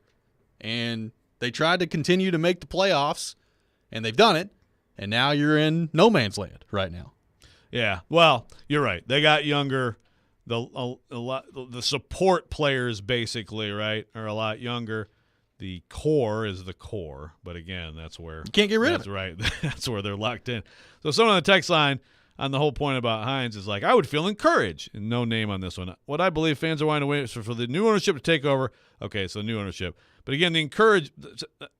So encouraged because of ownership. If you got that, hey, we're moving on from John Hines. Again, to me, all that says is ownership continues to say, David Poyle, we trust you. You do whatever you want. David Poyle fires the coach. By the way, this same texter, I think quoted Jared here, said, John Hines for Peter Laviolette, the single worst transaction in Preds history, and it's not even close. What a terrible take by Jared. Just a terrible take. I don't know if it's Laviolette. The worst transaction. Laviolette never did any wrong because he likes Jared. Good God. Now I get pissed at Jared. Thank you. I can think of a few bad ones right off the top of my head. Transaction. Laviolette gets fired at every place, okay? Like, go back in time to that point, and it was becoming completely just undoable anymore. Come on. Right. Now, look, in fairness, though, the day after that they made that decision and they hired John Hines, there was a lot of the fan base that said, really? John Hines is who you decided to go with. And we talked. I mean, I remember being around and thinking. I mean, I'll be honest with you. My first reaction when they went with John Hines, I was like, "Really? That's what they're going with, huh?" Yeah. And look, now that's fine. Like, if you not going for another coach who had demonstrated winning at a high level, that's fine. I get that criticism. I'm just saying, let's not do the revisionist history on like, how could you possibly have fired Laviolette? Oh, it was falling apart. I mean, it was. Of course, also some parallels to that time and now. Some of the same guys in the room. There are some of the same guys in the room. 615-737-1025. We'll have more of your Preds thoughts to get to coming up next. 615-737-1025. You're listening to Robby and Rexrode, 102.5, 106.3 The Game. Want the latest on college football and Nashville sports? They can be a fully formed model of what they're going to be offensively moving forward. Join Outkick 360's Chad Withrow every Friday at 5 with Stillman and Company. You don't know what's going to happen with the roster or the team. He'll bring opinions and charisma for a full half hour every week. This is a good lesson about sports and what we think and what actually happens. Chad Withrow on 102.5 and 106.3 The Game and the Game Nashville app. The choice is yours, Wednesdays at 8:45. Brought to you by Jarrett Companies. Now hiring experienced sprinkler experts. Go to jarrettfire.com. JARRETT fire.com. Jarrett Companies, a company above and beyond industry standards. It's Family Leisure's President's Day sale. Wait, President's Day? Well, it's in honor of all our presidents, and it means great deals for everyone. Okay, like what? Well, pools and spas for one. Family Leisure has the largest selection and guarantees the lowest prices anywhere, even compared to the internet. What about grills and grill islands? Of course, everything is on sale for 4 days at Family Leisure, even the smokers, grills, and grill islands. But I am more excited about the patio furniture. The new styles are arriving, and there are still great deals on the remaining floor models. Wow! Great prices, great selection, and guaranteed lowest prices. Sounds like a great time to shop Family Leisure. That's right, a 4-day only sale at Family Leisure, just in time for spring. Family Leisure, both locations, Antioch and Franklin. Stop! Are you about to pay too much for new furniture? Then you need to come by Social Furniture on Charlotte Avenue in Nashville. Their President's Day sale is going on now. You can buy your new furniture today and get it today, but you do not have to pay today. During Social Furniture's President's Day sale, they have special financing for up to 60 months with no money down. Sectional sofas, mattresses, dining sets, bedroom sets, and more are up to 50% off. At Social Furniture, they say yes, yes, yes. Your company's hiring. Who isn't? We would love to show you how to use 102.5 The Game to attract and retain employees. We can also help you find the exact person you're looking for with a targeted digital campaign. You can trust our team to help you build your team. Email us at together@cromwellmedia.com. Diabetes, high blood pressure, anxiety meds, everyone's on them. If you're a 50-year-old male, maybe a bit porky, and you may even have type 2 diabetes, $1 million of term insurance may only cost you about $200 a month. Call Term Provider. Speak with Big Lou at 800-511-3535. Big Lou will find a term life policy for you even if you have type 2 diabetes, are overweight, or have high blood pressure. Term Provider has helped thousands of people like you who think they can't afford term life insurance. To buy $1 million of affordable term life for you, all you need to do is call Big Lou at 800-511-3535. Lou will make sure the scales are tipped in your favor. Call 800-511-3535. Big Lou will answer your call and work to fit you into a term life policy that you can afford. Remember, Big Lou's like you. He's on meds too. Call 800-511-3535. 800-511-3535. We try to stay cool by being on social media. I'm with it. I'm hip. Follow us on Twitter at 1025 The Game and on Instagram at 1025 The Game Nashville. Hey! Oh, yeah. And like us on Facebook, too. You're locked into Robby and Rexrode. Every morning, first thing. On 1025 and 106.3 The Game and the Game Nashville app. Such an emotional swing there. That's high and goal. The whole bench exploded, and then obviously the way it ended there. Like, what do you tell the group after a game like this, where it doesn't linger into the next game? Yeah, I mean, I talk to them after the game. Sometimes you don't go into losses, but I think there's certain times where I think you do. It was a hard-fought battle. It's a tough bounce. It wasn't like it was a blown assignment or something like that where there's a mistake. It's something that happens in the game. But I think the way that we approached the weekend, we had a goal to get 4 points. We only got 2. We split the weekend, and we got to have a day off tomorrow, and then we got another big week. So we didn't have a great game against Boston, and didn't get too low on that. Came back and played 2 pretty good games. So we got to make sure we're in that same mindset and not sitting in this game.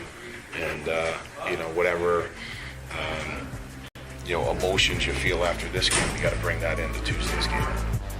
That was John Hines yesterday after the loss to Minnesota. Preds fall 4-3 on the road and lose game-winning goal by Ryan Hart. 20 seconds left in the game. Goes basically off his chest into the back of the net. And Predators skated out of there yesterday with a 4-3 loss in regulation and collect no points. And that was a game where they really needed to have some points yesterday. 615-737-1025. Speaking of the Preds, hang out tomorrow night before the Preds game at the Superbook Lounge and Landshark Bar and Grill, Margaritaville on Broadway with 1025-1063 The Game. Place your bets with Superbook and enjoy great food and drink specials. Plus, enter for a chance to win a pair of tickets to an upcoming Preds home game. Preds back in action tomorrow night, taking on the Vancouver Canucks. Got a text that says, what about the idea of new ownership hiring Barry Trotz as GM? Is that still out there? This is from a texter on the text line. Barry Trotz is undecided to this point as to what he's going to do in the future. You know, he's been on a couple of different podcasts this year and have talked about it, including the Predators official podcast that he was on. And the last we heard, I mean, he's had some family stuff that he's been dealing with. He has been living here in Nashville. I think is open to the idea of coaching, is open to the idea of management. This is coming from him, the latest I've heard on the podcast. You know, from a coaching standpoint, I mean, let's say they moved on from Hines after this year. Like, would it make a ton of sense for Barry Trotz to be the head coach of this team? If you're the Predators, yeah. Like, from Barry Trotz's perspective, I don't know why you would do that. Like, if you're going to be another head coach, like if Barry Trotz wants to be a head coach again, like, don't you want to win a cup, win a Stanley Cup? And he can. He can find a place where he could go in and win a Stanley Cup. Exactly. This is not that place. Yeah. So that he does have a house here. He does have a house here. Like, coaching wise, it wouldn't make a lot of sense.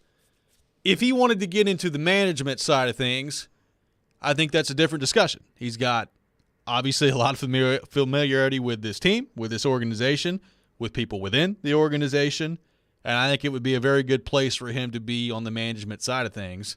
My question, like, would he go, like, I don't think it would be if he was here. I don't think he'd be the GM.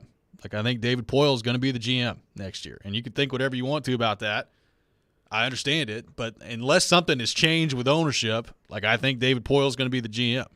So, like, is Barry Trotz interested in being an assistant or a high-level scout? Or, like, I don't know specifically what Barry Trotz would want to do on the management side of things.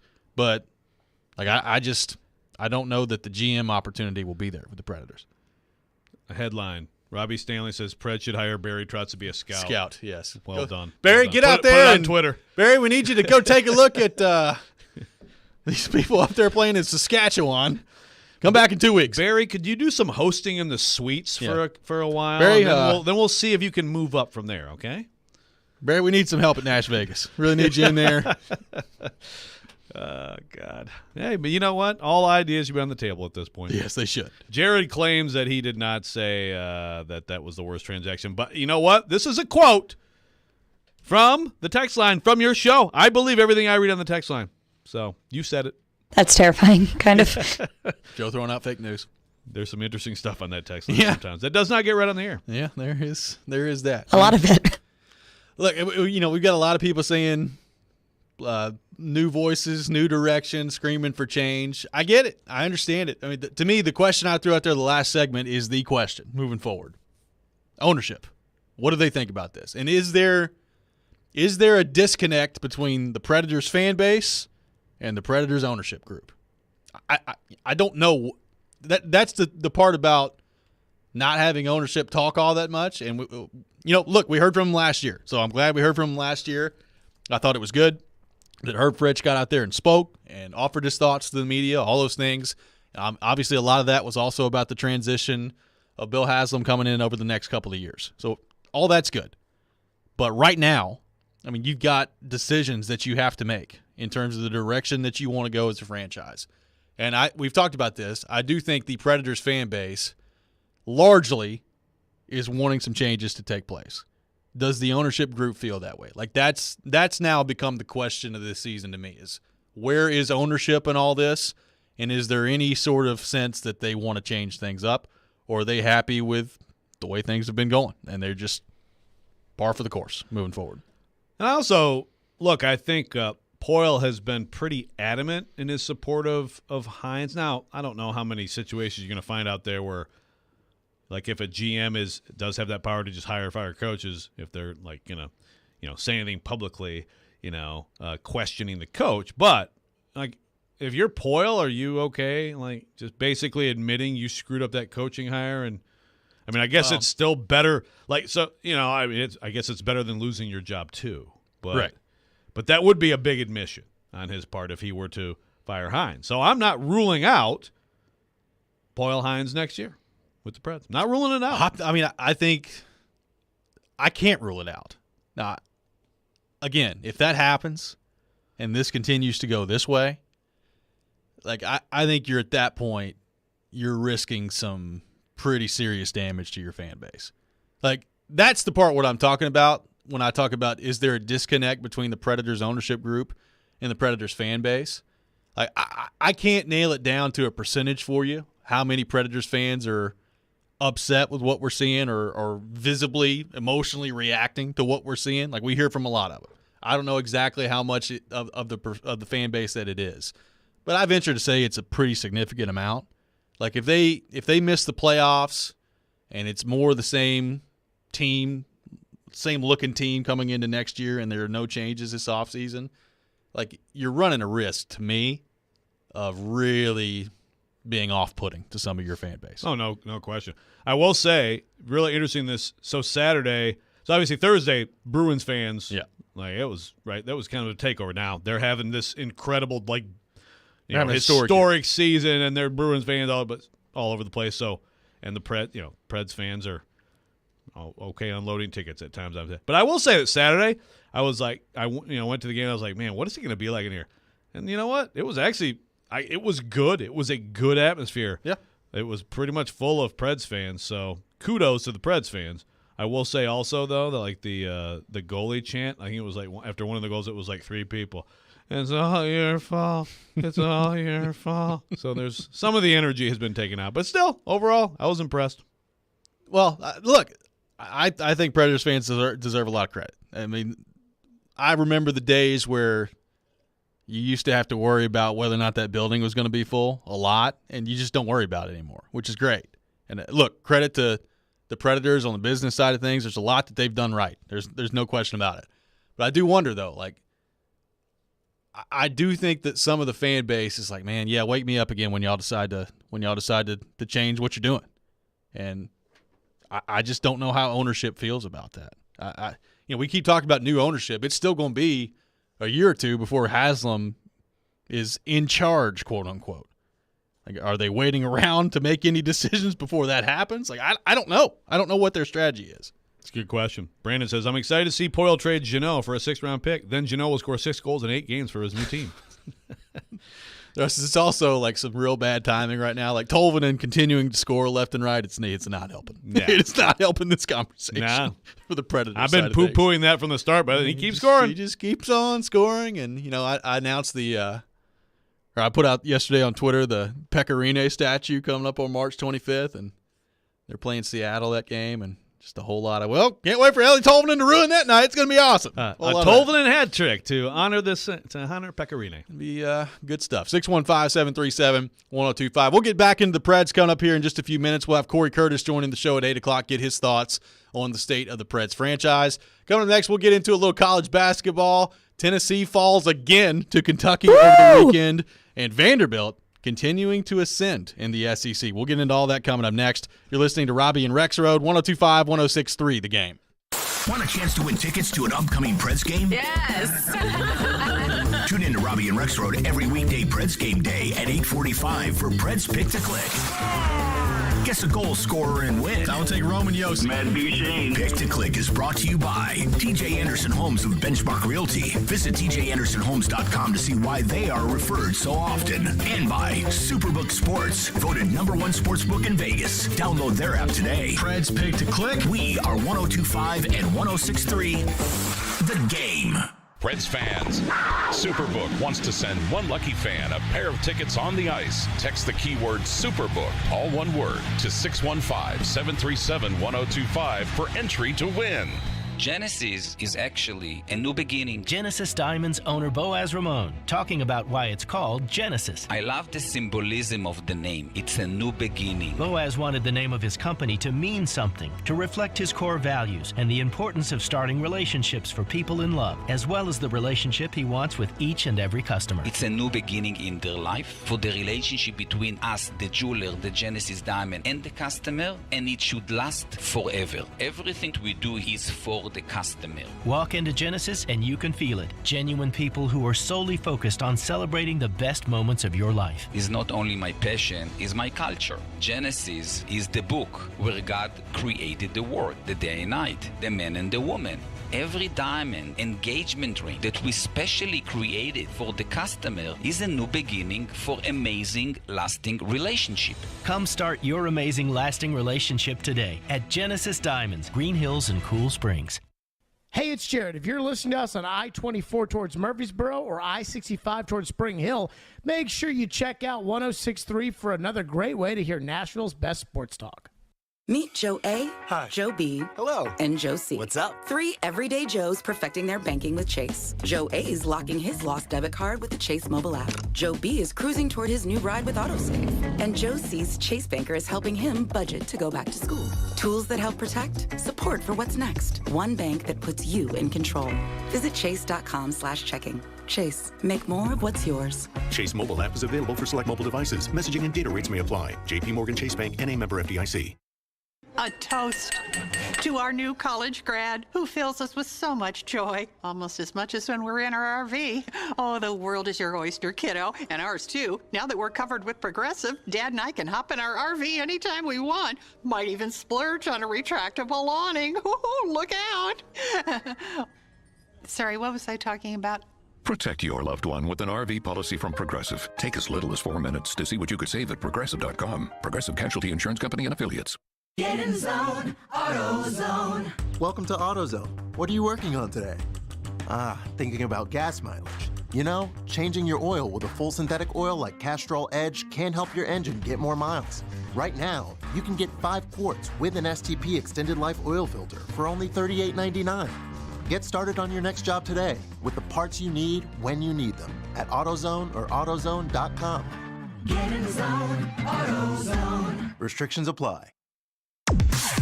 When you want live and local, If they were just better at the offensive line. You can be a contender in the AFC again. They've had more winning seasons than not. 102.5 and 106.3 The Game has you covered. Looking for some national programming? Why do I want to get a running back like that 5 more years? The AFC now is so deep at quarterback. Check out 94.9 The Fan. Nashville's home for all things sports is 102.5 and 106.3 The Game and 94.9 The Fan. Hey, Nashville. This is Laura Rutledge from the SEC Network, and you're listening to Nashville's best sports talk, ESPN 102.5 The Game. Dribbling, 3, 2, he just drops the ball, lets it roll, and the buzzer sounds, and the game is over. And Kentucky has swept Tennessee. The Cats 66, the 10th-ranked Vols 54.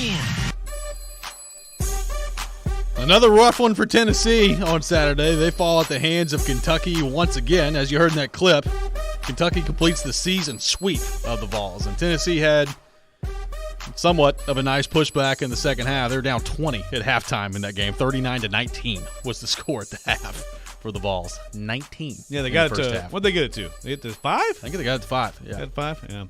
Yeah. Michelle Perry, because we can call you that again now, because now John Calipari is fine. You're not firing him? He's okay? Yeah, he's good. Okay. Yeah. When's the do you know the last time Kentucky swept Tennessee? 2011, 2012. Okay, so that the right? national championship season with Anthony Davis. Yeah. And Tennessee, I think, was. Well, no, that was 12-13, right? No, that was 11-12. No, Louisville won it all in 13. Yeah. Okay, so that no longer exists. Well, that's true. Yeah, no one. That won season didn't happen. Yeah, no one won it that year. Yeah. I just would like to make a point right now. I have not said anything about it, not even in the first segment. I didn't even tweet until this morning. That's wild. That is wild. Like all weekend you didn't talk any trash about it? Why? Nope. How come? I just didn't. I just let the win speak for itself, and I just, scrolled through Twitter, and the tweets I saw were just, the tennis or Kentucky looks so desperate and all this stuff to win. The Vols, they're fine. I'm like, okay, whatever. Well, Vols are not fine. Just take the L. Not a big deal. I actually think the Vols are. The Vols still have a great resume, but they won, and I don't need to talk trash. Well, that's the wild thing is that this is my point. I didn't realize it went back that far, but like Kentucky's had better teams than Tennessee a lot in the last few years. Have they been similar? But This one isn't. No, I mean this is the year they sweep them when Tennessee is like actually way better than them. But I don't know, maybe they'll play again in Nashville. I think Tennessee is okay. And again, I'm not taking away from your Cats. Okay, it's a good win for the Cats. Good week. I mean, you win that game at Mississippi State. This one, I think you're on the good side of the bubble right now. But Josiah James and Julian Phillips being out was a killer for them. And you know what? Jemiah Mashack, give him credit. He was the one Vol who I thought played well the whole game, and he had to step in. But, they're not – they beat Alabama. They beat number 1 Alabama without those two guys. And they controlled that game. Home road kind of means a lot in college basketball. But they're not going to be great without those guys. So I do think they're fine. Fine as far as – they're still going to be, I think, a 3. They were the number 1 3 seed when the official early, which I like that the NCAA does this. Here's the seeds. Yep. Tennessee was the 13. So they were right on the verge. If they beat Kentucky the other day, then right now they'd be a 2 seed. They're still, to me, solidly a 3. And I think they're okay. This game at Texas A&M is big in terms of, that's a huge win they could get on the road tomorrow. But it was a disappointing, no question. They played terrible in the first. Though I will say some of it was just like they could not hit a shot to save their lives. Now, do you take too many threes? Yes, you do take too many threes. That's a consistent. But how many times have we talked about this year? They could not hit a shot to save their lives. I mean, they had 19 points in the first half. Yeah. Well, yeah. No, too much. Too often. And again, I think it's sometimes selection. Some games you have bad games, and is it likely that they're going to go in March and not have a game like that where they're clanking? No. But I think the biggest issue was Zakai Ziegler getting in foul trouble because you don't have a guy who can be your backup point guard. Take Julian Phillips out and Josiah James Jr. And Ziegler, right. If Ziegler, is out and can't run the offense for them, that I think was probably the biggest problem. Yeah, shot selection, but not having him in the game the first half for a majority of it. Killer, and then him fouling. Well, I think he fouled out at the end, right? At the very end, yeah. Yeah, and he played well in the second half. No, I agree. That was tough. I mean, Sheboy had foul trouble too, so yeah, Kentucky had that. And they had C.J. Fredericks and Sevier out as well. Right. So yeah, no, Kentucky's had injuries for sure. So it's the Ziegler thing that's the thing. When he plays great, he gets in the lane, he gets people shots. The shots off penetration or inside-out shots are a much higher percentage. They can, at times, look really good. I worry about him. Not foul trouble. I worry about him wearing down. That's my big question. But they'll get James back. They'll get Phillips back. Mashack, to me, benefits from this stretch. Sometimes it's a little blessing in disguise when you have injuries. And, go inside. That's my whole thing. Go inside. They have the guys who go but inside. They're not going to do it. They haven't they done do it all sometimes. year. Well, no, that's not true. Sometimes they do. Like when they crush but Texas. They don't do it enough. Well, right. And why is that all of a sudden going to change? Well, there's film. Go watch the Texas film. There you go. That's how you play. You played that way for a whole game. Crush them. But that's a 1 seed. It's not consistently. No, I know. We've been talking about this all year. It's not just all of a sudden going to change where they're like, well, we're just going to go inside all the time. Well, if they're smart, it will. Well what's been stopping them? I don't know. Okay, then. Why is it all of a sudden going to change? I mean, they have. All I'm saying is there's examples of them playing the right way, and not just these aren't just remote examples either. They've still been way more good than bad this year. They still have had way more good performances than bad performances. They get into these stretches sometimes where it kills them. And look, the problem is then you have some games where you play like that and you hit your shots, right? And it's fool's gold. I think they're okay. I do. I do think They're not so. making it past the round of 32. I'm not picking them to go to the Final Four. They will not be past the round of 32. I think I may have to bet you on the second week. I will say this, guys. I think our show has some pull in the college basketball world because Robby fired Jerry Stackhouse and Vanderbilt has been on a heater, and I fired Cal and Kentucky has been on a heater. So now fire Rick Barnes, and that'll be the effect. I was actually just gonna say that it is time for Rick Barnes to go. Message board. Yes. Yeah. Message board. Did you see the message board geniuses? Oh, yeah. They had a whole collection gosh. It was all like, it's time to move on. Who are you going to get? Well, they said that they were playing unconsistently. A message board user. Not inconsistently, unconsistently. Non-consistent play by the Vols. Yes. Yeah, I can't do that. Sorry. I can't do the fire. But that is amazing. You could help fans. It is amazing that the Stackhouse and Calipari have Now look, I got Princeton fan going. I got Austin Hooper Yeah. going. We keep this thing going, man. Oh, yeah, Austin Hooper earlier this year. We can just keep it going. It's amazing. Speaking of, so the Preds are about to take off. Speaking of Stackhouse, big one over Auburn. Yeah, I was it in the was. house. I was in the house Saturday night. Ezra, man. Ezra Mannion has gone from early season. I was like, that's tough, man. It's just not going to work out. To wow, who can get in front of that guy and stop him? And then Liam Robbins right now is Liam Robbins is playing at a very high level. Yes, the last 2 played weeks. at an NBA big man level. Yeah. So Vanderbilt, there's still actually Shelby Mass USA Today has them the third team out right now. Now we talked about this earlier off the air, and I agree with you. I think that seems a little optimistic. Their numbers, the computers still hate Vanderbilt, but at LSU, Florida at home this week. Yep. You win those games, you're 17-12, and you're going to Kentucky. And I tell you what, if that's the case, and they need to not just win these games. I know this is hilarious. They need to win with some margin if possible, and I think that's possible. They could be going into Kentucky with a game that if they win that, to me, then they have to be on the right side of the bubble. I agree. And the fact that they could even get to that point in this season is pretty freaking amazing. Well, I think if they can keep this up, regardless of whether or not they go and beat Kentucky, which I agree, if they were able to do that, then we're having a different conversation. But let's say they win these next two, they lose to Kentucky, and then they beat Mississippi State after that. You've then put yourself in a point where the SEC tournament matters a great deal to you if you're Vanderbilt. And I didn't think it would this time 2 weeks ago. Agree. If that's how it works out, win 3 of the 4, that puts you at 18-13. Good math, Joe. Again, thank you. It comes down to your wins, the quality of your wins, your quad one, all that stuff, right? The one issue here, this is kind of weird, but right now Vanderbilt they are tied for 4th, but they're actually 4th because they have the tiebreaker over Auburn. So if they get the double bye in the SEC tournament and they play on Friday, which is very possible, if they finish 3 or 4, they're probably going to be in the top 4.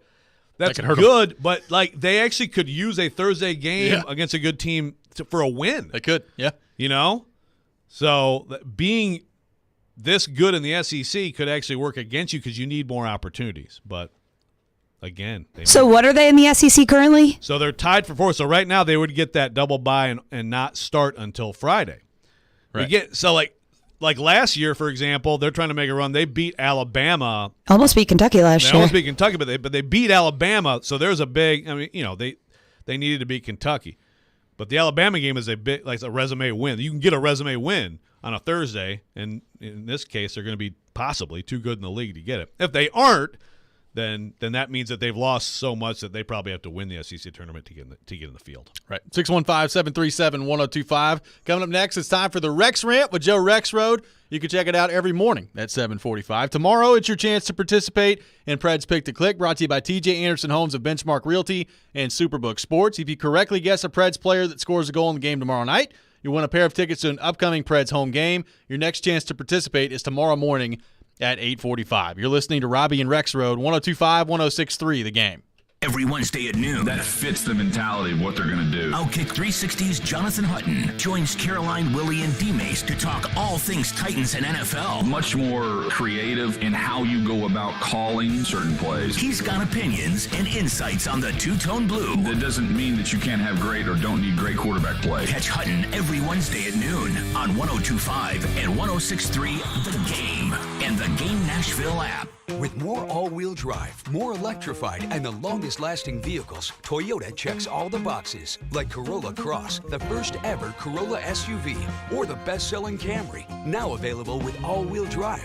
Get 3.99 APR financing on a new 22 or 23 Camry, now through February 28th, with approved credit through TFS, excludes TRD and hybrids, and every new Toyota comes with 2 years no-cost maintenance. Get complete details at buyatoyota.com. Toyota, let's go places. It's the final countdown on the Electronic Express President's Day sale. That means huge savings in every department at any of our convenient locations, including all 4K TVs, laptops and tablets, speakers, headphones, and more. Don't forget, we have up to 50% off all your appliance needs in stock and ready to deliver. Plus, get up to 5 years interest-free financing on furniture and mattress purchases. Shop in-store or online at electronicexpress.com. Sale ends Saturday. Electronic Express. We make it happen.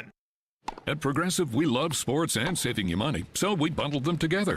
It's 40 love here in the third set. And there's the bell. She's coming off the bench hot, looking for a quick knockdown. But wait, she's driving to the hoop. Oh, down goes the champ. Now that's another double fault. She'll be shooting too. The serve is up. And here comes the left hook. She's bundled her home and auto insurance with Progressive. Swish, ace, savings, TKO. Progressive Casualty Insurance Company, affiliates, and other insurers. Discount not available in all states or situations. Dell Technologies President's Day business event starts now with deals to power America's doers and dreamers. Save on select performance business PCs powered by 12th Gen Intel Core processors. Don't forget special pricing on the latest monitors, docks, and accessories, plus free shipping and special financing with Dell Business Credit. Call a Dell Technologies advisor at 877-ASK-DELL for President's Day deals. That's 877-ASK-DELL. 877-ASK-DELL. Hello, this is Joe Cordell. Cordell & Cordell is a firm that practices family law exclusively. We focus on only one area of the law to maximize our strength and effectiveness as advocates for clients that have everything on the line: their homes, retirement, savings, and most importantly, their children. We're the partner our clients count on. If we can be of help to you, give us a call. Schedule an appointment with one of Cordell & Cordell's Nashville area attorneys. 810 Crescent Center Drive, Suite 160, Franklin, Tennessee, 37067. And now a small business setback, delivered by a kind French stranger. Monsieur, there was an accident. The windshield of your catering van is, how do you say, kaput? But Progressive has an extensive network of repair shops. Now, we sing about the old days. Brave marin revient de guerre. When things go wrong with your small business, it's comforting to know you have Progressive Commercial. Get a quote in as little as 6 minutes at progressivecommercial.com. Croissance for everyone.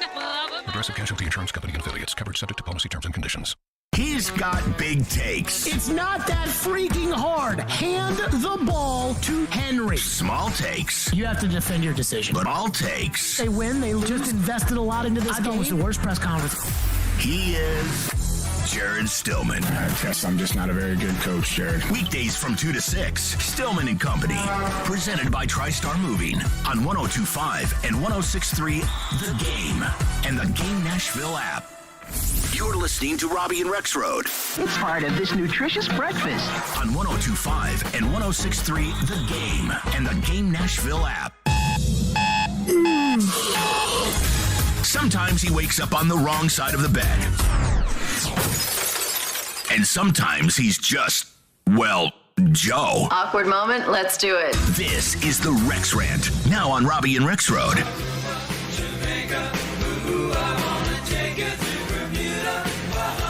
And it is that time of the day, time for the Rex Rant with Joe Rexrode. You can check it out here on the program every morning at 7:45, either the Rex Rant, the Rob Rant, the Red Rant. We have lots of options to offer you. Joe Rexrode, today is your turn. The floor is yours. Well, thank you. First of all, I need to clean something up here. Thanks to Mitch Light for texting me in. Yeah, Vanderbilt is tied for 5th. Because, I mean, I know it's hard. It's hard for me to go 1, 2, 3, 4. Kentucky and Tennessee are tied for 4th, a game ahead. Vanderbilt and Auburn tied for 5th, game back. Bottom line, real quick. So, like I said, if you are playing on Friday, you're missing an opportunity. Now, granted, if you're the 5, you're going to play the 12 or 13. So that doesn't help you anyway. Honestly, if you could be like the 6 and maybe like the 11 is like Missouri or Mississippi State. Now there's a resume win then you can go into whatever. If you're in the top 4 and you're Vanderbilt, just win the tourney. You'll take that. Well, there's that too. You have much better chance of winning the tourney if you don't have to play those extra games, right? So Rematch them and Bama. what's that? I said a rematch between them and Bama. I'm sure they'd probably like to get another crack there. What we forget is they actually were with Alabama here late. It was a close game, and then it was not close down there. It was not, and then you fired Stackhouse, and then did I fire him? Yeah, not quite. You just said his seat was hotter than Hines. Yeah, so it's worked out well. Both how things have changed. Yeah, things have changed a little bit. I would not give the same answer. Yes. Well, today I want to talk about fungus. Okay. Either of you, Michelle's the expression on her face. What? Did you say fungus? I said fungus. We're going to talk about fungus. I am freaked the hell out right now, okay. And I need to talk this through. Have you guys seen or heard of the show The Last of Us? Yeah. Oh yeah. You watch it? Yeah. Okay. You know what this is? Yeah, I watched 10 minutes and I hated it. Played the game too. Yeah. Well, so I'm familiar with this because my oldest Jack showed me the games. He's like, this is an example of like storytelling through a video game, and it was amazing, And then the show comes out, and actually, I am not a zombie show person at all. The Walking Dead held me for about 3 episodes. I was like, nah. But so far, I think this is really good. So it's HBO, right? Yes. HBO. Yes. So anyway, for those of you who don't know, it's freaky. Basically, it's like a zombie show, but what it is like it's that these fungal infections get into humans, and then they basically take over their body, which, I mean, to me sounds ridiculous. And yet, it's based on a real fungus, by the way. Yes. And I'm reading this story in USA Today. Zombie ant fungus in humans? Climate change sparks fungi fears. Some serious and some silly. And I read this thing, and so basically, to summarize, they're getting to the point now, the climate change part of this, where some of these fungi can thrive. Normally, it's cold-blooded animals is all that they can infect and basically take over their bodies. Okay, well now it's starting to get to where mammalian temperatures they can handle them. Okay, warm-blooded mammals like us. So I'm going to tell you, I just want to read this to you, okay? I'm going to start crying over here. Jeez, Joe. So the zombie ant fungus, I'm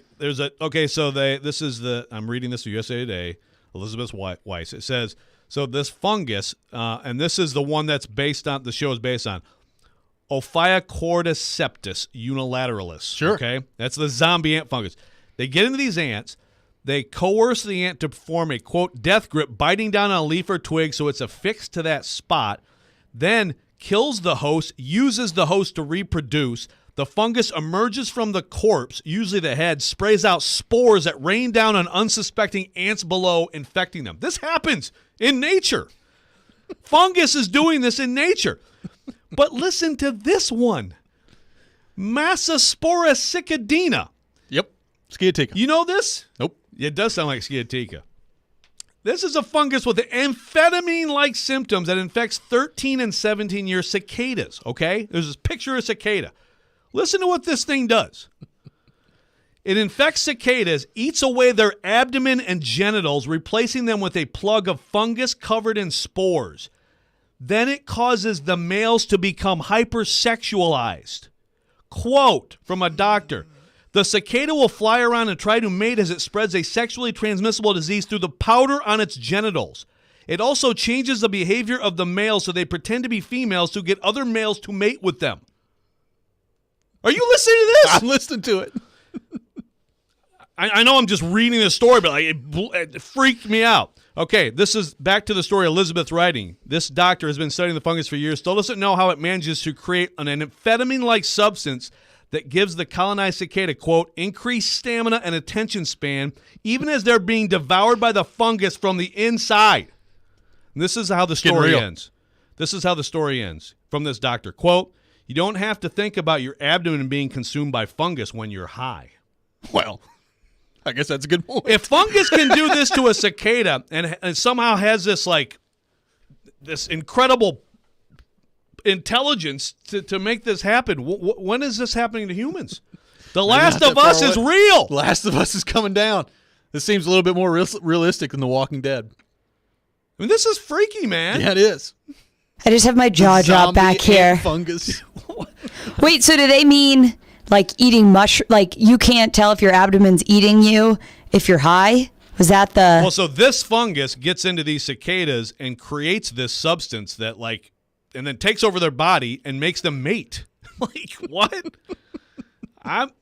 Listen, this is just one of those moments. You're 30. You're 25. I'm 50, and I'm glad. Joe. Good luck, y'all. By the time I'm your age, a whole lot of stuff I could be dealing with, man. Dude, by the time I'm your age, I'm going to be like, oh, Rexrode on February 20th, 23. He told us. He warned us all. Like, and so in this show, when they have this, it's episode 2 or 3, they have like when the fungus, they show the doctor in Indonesia, you know what I'm talking about? And they get into the mouth with the fungus. Oh, yeah. Dude. Well, And I didn't just know, one more thing for us to worry about. I didn't know until recently that the zombie ant fungus was a real thing. Like, I thought this was just part of the game. It's a real thing. Yeah. And like, I know that this is just in the show, but they have a doctor in 1966 at the beginning talking about how this is a possibility. Yeah. Let's just pretend it's not real. All right, let's go back to who we're gonna fire on the Preds. By golly, I mean, I'm looking up the zombie ant fungus that you brought to our attention here today on the program. A lot of articles about the zombie ant fungus out there coming out in the last couple of days, including some from this morning. USA Today this morning. A lot of activity out there in the zombie ant fungus stuff. Yeah. So The Last of Us it's awakened us. Yeah, has awakened us. But So you can only get it, though, if they spray you. The cicadas. Good thing they only come out every 13 to 17 years. Yeah, I Dormant. really don't know. I'm just afraid. 615-737. Chase McCabe texted us. What in the blue hell did I just turn on? This from Chase McCabe. Hey, sorry, Chase. You know, we're trying to do a public service for people who are going to die. 615-737-1025. This has been the Rex Rant with Joe Rexrode. You can check it out every morning at 7:45. LD from McMinnville says, did you not know that a fungus has a defense mechanism? They destroy from within. I thought that was general knowledge. This from LD from McMinnville. Oh, I thought that it was general knowledge that they create an amphetamine and take over your genitals. Duh. Coming up next, we'll be joined by Corey Curtis from News 2. We'll get his thoughts, maybe on the zombie ant fungus. We'll get his thoughts on the Predators and the state of their franchise as well. All that coming up. This is Robby and Rexrode, 102.5, 106.3, The Game. You love the game. Predators win it in overtime. Touchdown, Tennessee. We live the game. My quarterback needs me to step up. He can make a defense pay. We are 1, 2, 3, 9. I think it was a good game. Had a couple of big plays. The Game. Nashville's best sports talk, 102.5 and 106.3 The Game and the Game Nashville app. ElectronicExpress.com. We make it happen. Time for the Preds Report. Presented by Newton Nissan. The Predators had not led at any point in yesterday's game in Minnesota, and they tied the game up in the final minute. Phil's right wing. Duchesne gets it out in the right circle, puts it towards the net, missed wide left. Novak back to Yossi, puts it towards goal, and it's in! Somehow it's in! The Preds tie the game with 47 seconds left! Nino Niederreiter with the tip-in goal made it 3-3 with 47 seconds left. But just 27 seconds later, the Wild scored on a double deflection to win the game in regulation, 4-3 over the Predators. Preds are back home tomorrow night against the Canucks at Bridgestone Arena. All the best car deals in Smashville start at Newton Nissan. Visit them at Newton Nissan of Gallatin or Newton Nissan South in Shelbyville. This is Nashville's best sports talk. ESPN 102.5 The Game. Nashville's best deal of the week is Bavarian Beer House at Opry Mills. Bavarian Beer House, Nashville's only authentic German beer hall, is full of fun, food, music, and most importantly, beer. Enjoy traditional German bratwurst, schnitzel, giant pretzels, and more in an Oktoberfest-inspired space. Visit BeerHouseNashville.com for their live music schedule. Get a $50 gift card for half off right now at thegamenashville.com/deals while supplies last. The Venture X card from Capital One gives you premium travel benefits, perfect for seeing Taylor Swift The Eras Tour. Presented by Capital One. Oh, I do love her. Earn 5 times miles on flights and 10 times miles on hotels through Capital One Travel. Enjoy your stay in Suite 13. Whoa, 13? That's Taylor's lucky number. The Venture X card from Capital One. What's in your wallet? Terms apply. See CapitalOne.com for details. Ray Magliozzi here for eBay Motors. Okay, easy now. You're teaching your kid how to parallel park. Ouch! Turns out he likes to do it by feel. Don't worry, eBay Motors has bumpers, taillights, trunk lids, license plate holders, 122 million parts. Pull up just a little bit. And headlights. They've got lots of headlights. Get the right parts at the right prices. eBay Motors. Let's ride. Your company's hiring. Who isn't? We would love to show you how to use 1025 The Game to attract and retain employees. We can also help you find the exact person you're looking for with a targeted digital campaign. You can trust our team to help you build your team. Email us at together@cromwellmedia.com. Your game center update. The Nashville Predators go 1-1 this weekend. Saturday, the Preds hosted the Florida Panthers, winning 7-3. And yesterday, went to Minnesota to face the Wild. They beat the Preds 4-3 with a late comeback. The Preds still fell short. Here was John Hines after the game. We split the weekend. We got to have a day off tomorrow, and then we got another big week. So we didn't have a great game against Boston. Didn't get too low on that. Came back and played 2 pretty good games. So we got to make sure we're in that same mindset and not sit in this game. And whatever emotions you feel after this game, you got to bring that into Tuesday's game. The Tennessee Volunteers fell to the Kentucky Wildcats this weekend, 66-54. Next up for the Vols, they'll head to Texas to face Texas A&M on Super Tuesday. And the Vanderbilt Commodores are on a 5-game win streak in the SEC. The Commodores defeated the Auburn Tigers 67-65 Saturday. Next up for them, they'll face the LSU Tigers. This report is brought to you by the law offices of Amanda Gentry. I'm Michelle Knezovic for 102.5-106.3 The Game. For more, follow us on Twitter at 1025 The Game or visit thegamenashville.com. Live from the Hiller Plumbing, Heating, Cooling, and Electrical Studios. WPRT-FM Pegram, WPUC HD2 Laverne. Robby and Rexrode. Chase and Michelle. Caroline, Willie, D-Base. Stone Company. Nashville's best sports talk. Crank it up. 1025 and 1063. Cranks it, he scores. On both sides of the one big possession. Touchdown, Middle Tennessee. The Game. A Cromwell Media Station. Mixing sports and a little bit of fun. This is fun. On your morning drive. This is Robby and Rexrode. With Robby Stanley and Joe Rexrode on Nashville's best sports talk. 1025 and 1063 The Game. And on the Game Nashville app. Ladies and gentlemen, it's showtime. Final hour, Robby and Rexrode, 1025, 1063 The Game. Robby Stanley, Joe Rexrode, Michelle Knezovic here with you on this Monday morning. And as we do every Monday morning at 8 o'clock, we go to our 1025 The Game phone line, driven by WilsonCountyHyundai.com, and welcome in our friend Corey Curtis from News 2. Corey, good morning. How are you? I'm on location today. Oh, really? Yep. From Great Wolf Lodge in Cincinnati. Oh, very nicely done. Very nicely done. Wait, so we got to talk a little bit of water slides, huh? Yeah, we'll have a report from the water slide coming up in a little bit. I'm looking forward to that. That's why this is the best 15 minutes of sports talk radio per week. Corey Curtis brings it every single time.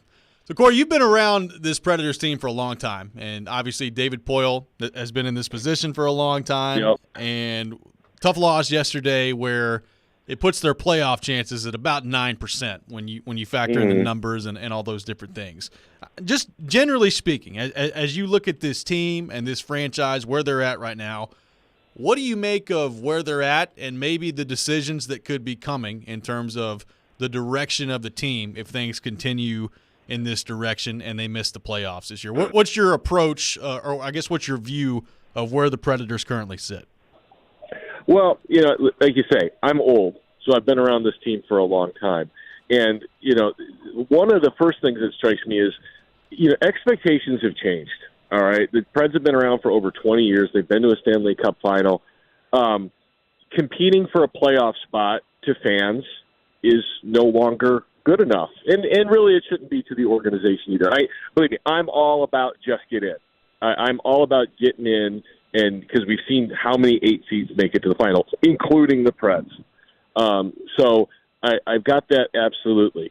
But we continue to watch, this team and a lot of these same players, and there's just a wild inconsistency, and it makes it all very hard to trust. And so, when they do play a good game or they do put a small streak together, I think fans and I think largely the media now as well kind of look at it with a grain of salt, that there's going to be no expectation of sustained success. And I think that is the big frustration at this point, is the lack of ability to sustain success, to see guys and you go, okay, that's the guy that we're supposed to see, and then he goes away again.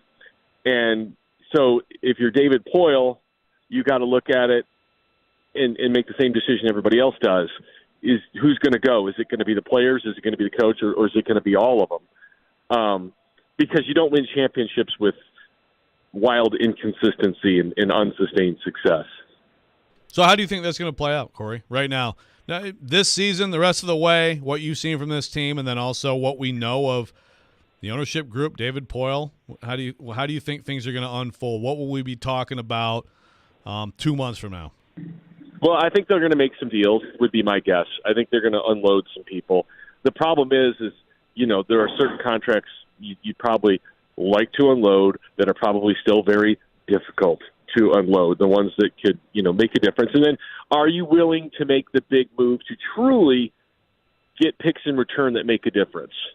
Are you willing to trade one of your core star guys to get 2 1s in a 2 or whatever package that you want to get, whether that be an Ekholm, a Saros, a Yossi, a Forsberg, the guys, the ones that make money, that would open up your cap, and the one that you would actually get some bang for your buck for.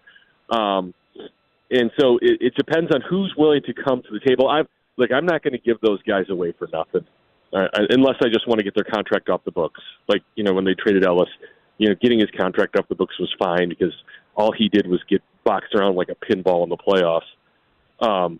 If that's your goal, then fine. But if you're going to trade one of those guys, you have to get a package in return.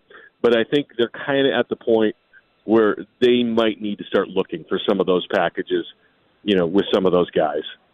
What about the David Poyle, John Hines part of this? Because, look, Corey, this. David Poyle's been a great GM. He's the all-time winningest general manager in the history of the league. We know all those things. You also, in professional sports, you don't see tenures like David Poyle happen, ever. Especially when they don't have a championship. Exactly. So what do you make of kind of where they're at from that standpoint with if they don't make the playoffs this year, what that could mean for Poyle and or Hines as they move forward?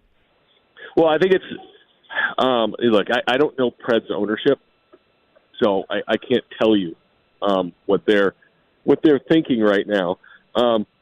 David Poyle has been able to put together winning hockey teams.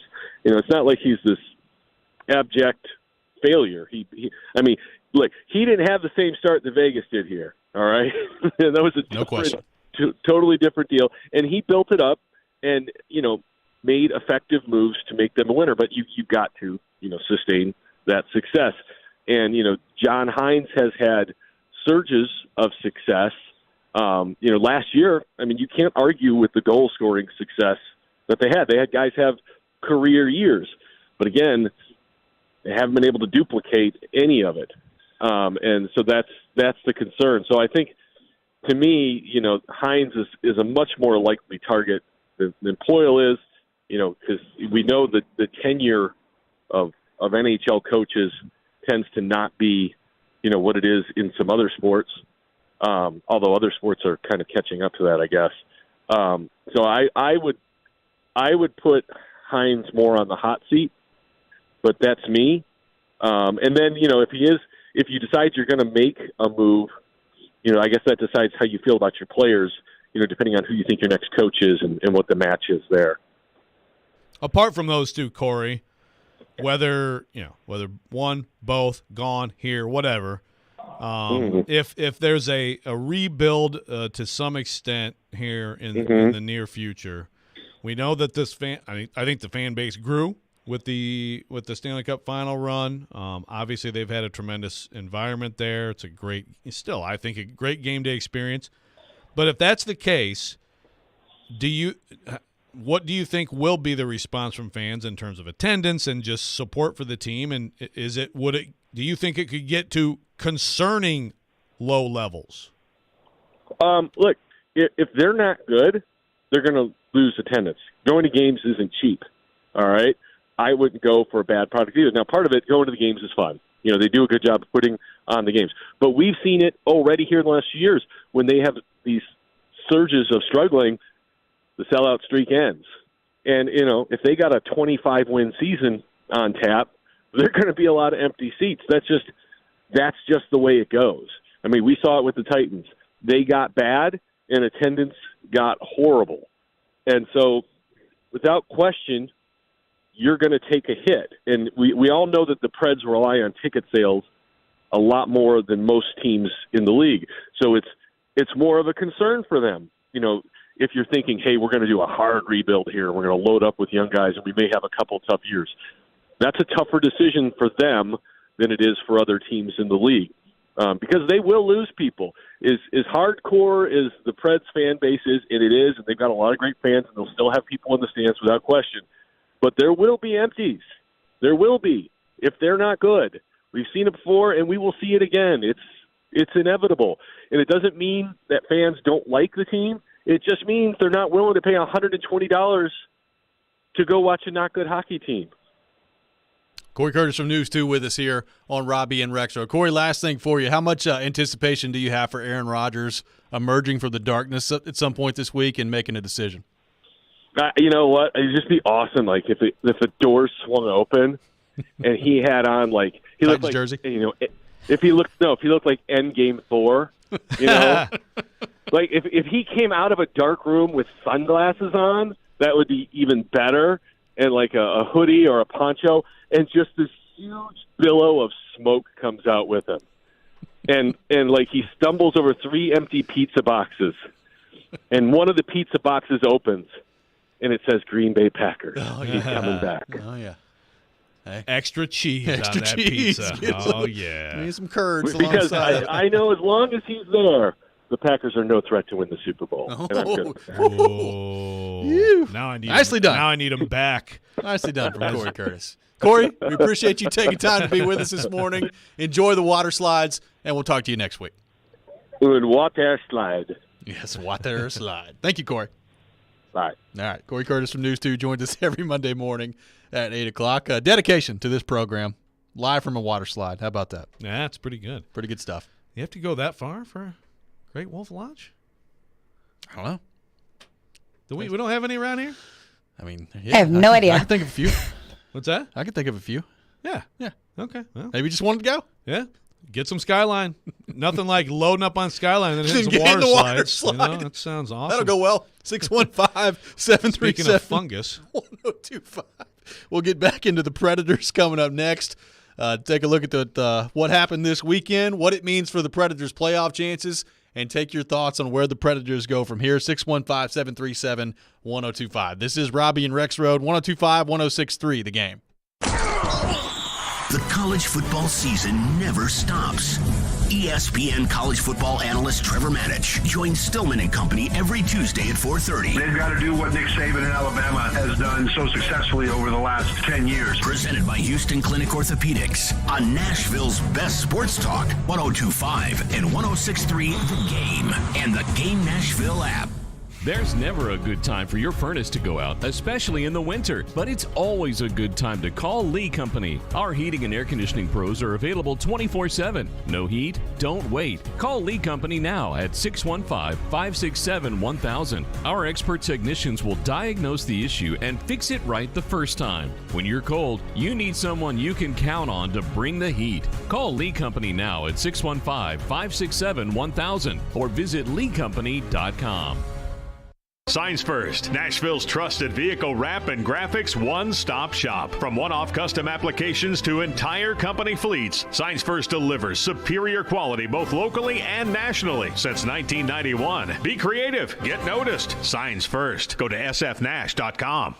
The Nashville Sheriff is hiring correctional officers. Earn $52,500 after paid training and probation. Positions are available immediately. You must be 21 and over with a high school diploma or GED. Come, join our family. That's $52,500 with great benefits. Apply now at sheriff.nashville.gov/apply or call 615-862-8170. Earn $52,500. Stop searching. Apply now. The Nashville Sheriff. Losing your hair? It's Chase McCabe. No matter your age, gender, or type of hair loss, it's never a good feeling when you see too much hair in your brush or you begin to notice bald spots. For 45 years, Hair Club has helped more than 500,000 members get hair they love. If you're affected by hair loss and not sure what to do, let Hair Club help customize a solution for you. For a limited time, get 10% off when you book a free consultation today and get started at hairclub.com/chase. That's hairclub.com/chase. Hi, I'm Steve Lehman. Belmont Basketball is the best sports entertainment value in Nashville. Join us. Get your tickets at BelmontBruins.com. Belmont Basketball. It's Bruin time. Want to weigh in on the conversation? It's a brain booster. Slide into our DMs. Or just text or call at 615-737-1025. Our phone line is driven by WilsonCountyHyundai.com. You're listening to Robby and Rexrode on 102.5 and 106.3 The Game and the Game Nashville app. Welcome back in, Robby and Rexrode, 102.5, 106.3 The Game. Robbie Stanley, Joe Rexrode, Michelle Knezovic here with you on this Monday morning. We are streaming live on Twitch, Twitter, YouTube, and Facebook. Our video streaming brought to you by Superbook. We are live from our 102.5 The Game studio, brought to you by Hiller Plumbing, Heating, Cooling, and Electrical. The Nashville Predators over the weekend, they win 7-3 on Saturday, taking down the Florida Panthers. Looked good, had their highest goal-scoring output of the season. And then they had a huge game yesterday against Minnesota, one where really they needed to win, at least needed to get some points in that game against Minnesota yesterday to really climb in there in the playoff race. And losing in heartbreaking fashion, they battle back, they tie things up 3-3 with 47 seconds left. Nice redirection from Nino Niederreiter against his former team, and you're thinking, all right, well, at least they're going to overtime and they're getting a point, and we'll see if you can grab the other one. And then 27 seconds later, Ryan Hartman scores.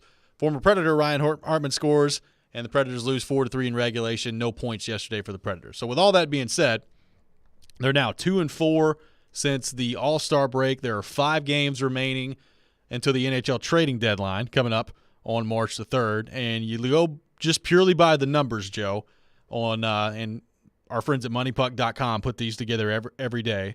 They have a 9.6% chance of making the playoffs according to the numbers. Now, again, the numbers change somewhat wildly on a game-by-game basis, but, 9.6% chance, not a very good chance if you're the Predators to make the playoffs. So throwing the question out there, was yesterday's game the nail in the coffin for this Predators season? And what do we think David Poile is feeling after the way last week went for this team as they have 5 games remaining before the NHL trading deadline? We get them tomorrow, right? We do. 27-1. 20-7-1. Just duplicate that from 2 years ago, and you're all set. That would put you at 99 points. So I'm trying to remember then, because obviously there was a lot, especially with that call. I mean, it got to the point 2 years ago where it was like, okay, it's just a matter of where he's going. Yep. How close was it for David Poile? Maybe he'll tell us this tomorrow. Maybe. Because obviously most of those wins took place after the deadline, right? Now the calendar was different, though. The calendar was different. It was a different schedule, so that's something to keep in mind. They started to turn it around right before the deadline. And then, but how much? I mean, it couldn't have been that much before it because the first half of the season was rough that year. But to your point, they started to turn things around and then went on a run. Now, I would say that the run they went on then, nobody saw coming and came out of nowhere. I would say this one would be every bit as unexpected if you're the Predators, just based on the way things have gone to this point. Now, does David Poile factor that in and think, okay, well, we've seen this group, or at least some of this group, do this before? I would hope not. Like, I hope you're not making decisions like that if you're David Poyle. I know a lot of Predators fans shudder at the thought of making decisions like that, again, based on this being 2 years later with some of the same core that's 2 years older. I mean, that's a dangerous game to play. But to your point, they have done it before. 27-1. They got them in. I'm just saying. Vingan's ripping me. He's, ripping me for even bringing up 27-1. It's 28 games. There's 28 games left now. It's an obvious thing to look at. Mm-hmm. It's the exact same number of games left. It's almost like, to me, they're in this situation where it's like a football season and, you're mathematically eliminated with your next loss. Yep. Like, they're almost to that point. I know, obviously, they wouldn't be, but, like, if they lose tomorrow, can they salvage David Poyle's potential decision to sell? No. So you're saying that tomorrow ends it. Are you sure it's not over already? I'm not sure it's over. You can't, to me, and this is just me, you can't lose any of the next 3 games. Like, your days of losing games against the Arizonas of the world have to be over if you think that you're going to make the playoffs. That's where you're at. And the next 3 games, they've got Vancouver at home, San Jose on the road, Arizona on the road. You got to win all 3 of those, to me, to even get back in the conversation. And that's without even knowing is Minnesota are they going to win? Calgary going to keep winning? Like, I don't know what the standings will look like if you win all 3 of those games. But to me, if you drop any one of those 3, the decision needs to be made. Like, I'm there already. I've seen enough. Like, I think the Predators need to sell. Now, I'm not the one making the decision. David Poyle is. But to me, if you drop any one of these next 3 games, like, at some point you just have to look at the math and the numbers and say it's going to require such a ridiculous level of play from this group to get in the playoffs that we've just seen no sign of so far this year, that you have to make decisions based on that. It makes sense. The Tanners, speaking now, if you get specific on who you would be, where is the Tanners buzz coming from? Somebody reported something about Tanners Well, right? He needs a new contract, so he's going to be an RFA after this year. And look, I don't know how much they've been working on it, what the progress looks like on that front. Now, it's a tough one because he had 24 goals last year and led all rookies in goals, and this year offensively it hadn't happened for Tanner Jeannot. So what that number is going to end up looking like, I don't know. But if you're Poyle, like, if you get to a point where you think that either you're going to have to go to arbitration over this or the numbers just aren't going to add up from both sides, like, do you consider moving on and doing that? I don't know. Like, Tanner Jeannot to me is a guy that I wouldn't mind seeing around here if I'm a Predators fan, just based on the way that he plays. I don't know that he's ever going to get 24 goals again. I think there may have been a little bit of overachieving that took place there. But if he's 15, 20 goals and he's plays the way that he plays, I'd certainly be interested in keeping him around just based on his age. But I said this the other day. Like, if you decide to sell, there's not an idea off the table that I'm not listening to. And that includes anybody you want. That includes Yossi. That includes Forsberg. Like, I'm listening to all of it. Now, obviously, with those two, they have total control over their situation. So if Yossi and Forsberg don't want to go anywhere, and this is probably more of an off-season discussion, but if they don't want to go anywhere, then that's their prerogative. They don't have to go anywhere. I'm just saying there's not a scenario if you decide to sell that I would not be listening on if I'm the Predators. By the way, it was Larry Brooks, New York Post, Rangers. He's the one who has reported that the Rangers have been scouting Jeannot in particular. Yep. So, and the Rangers, which makes sense. Yeah, it does. But yeah, like with something like that, I'm with you. He's not, I don't think, going to be a consistent 20-goal scorer kind of guy. I also think this is one of those years that you really do get snake bitten a little bit. It's just it goes like that. He's sometimes. Had some rotten luck. He has, and then it gets in your head. Yep. But he still does a lot of what they love that he does for this team. And if I would rather keep him around for the next wave. But look, if you got numbers got to be right. Yeah, if you got a good return that's more based on his production last year and how that could look in the future, then okay, then you consider it. Let's go to our 102.5 The Game phone line, driven by WilsonCountyHyundai.com, and welcome in Dale from Columbia. Dale, good morning. Thanks for calling in. Hey, what's up, guys? What's going on? I think it starts straight from the top. I mean, you mentioned players like Jeannot and Trenton.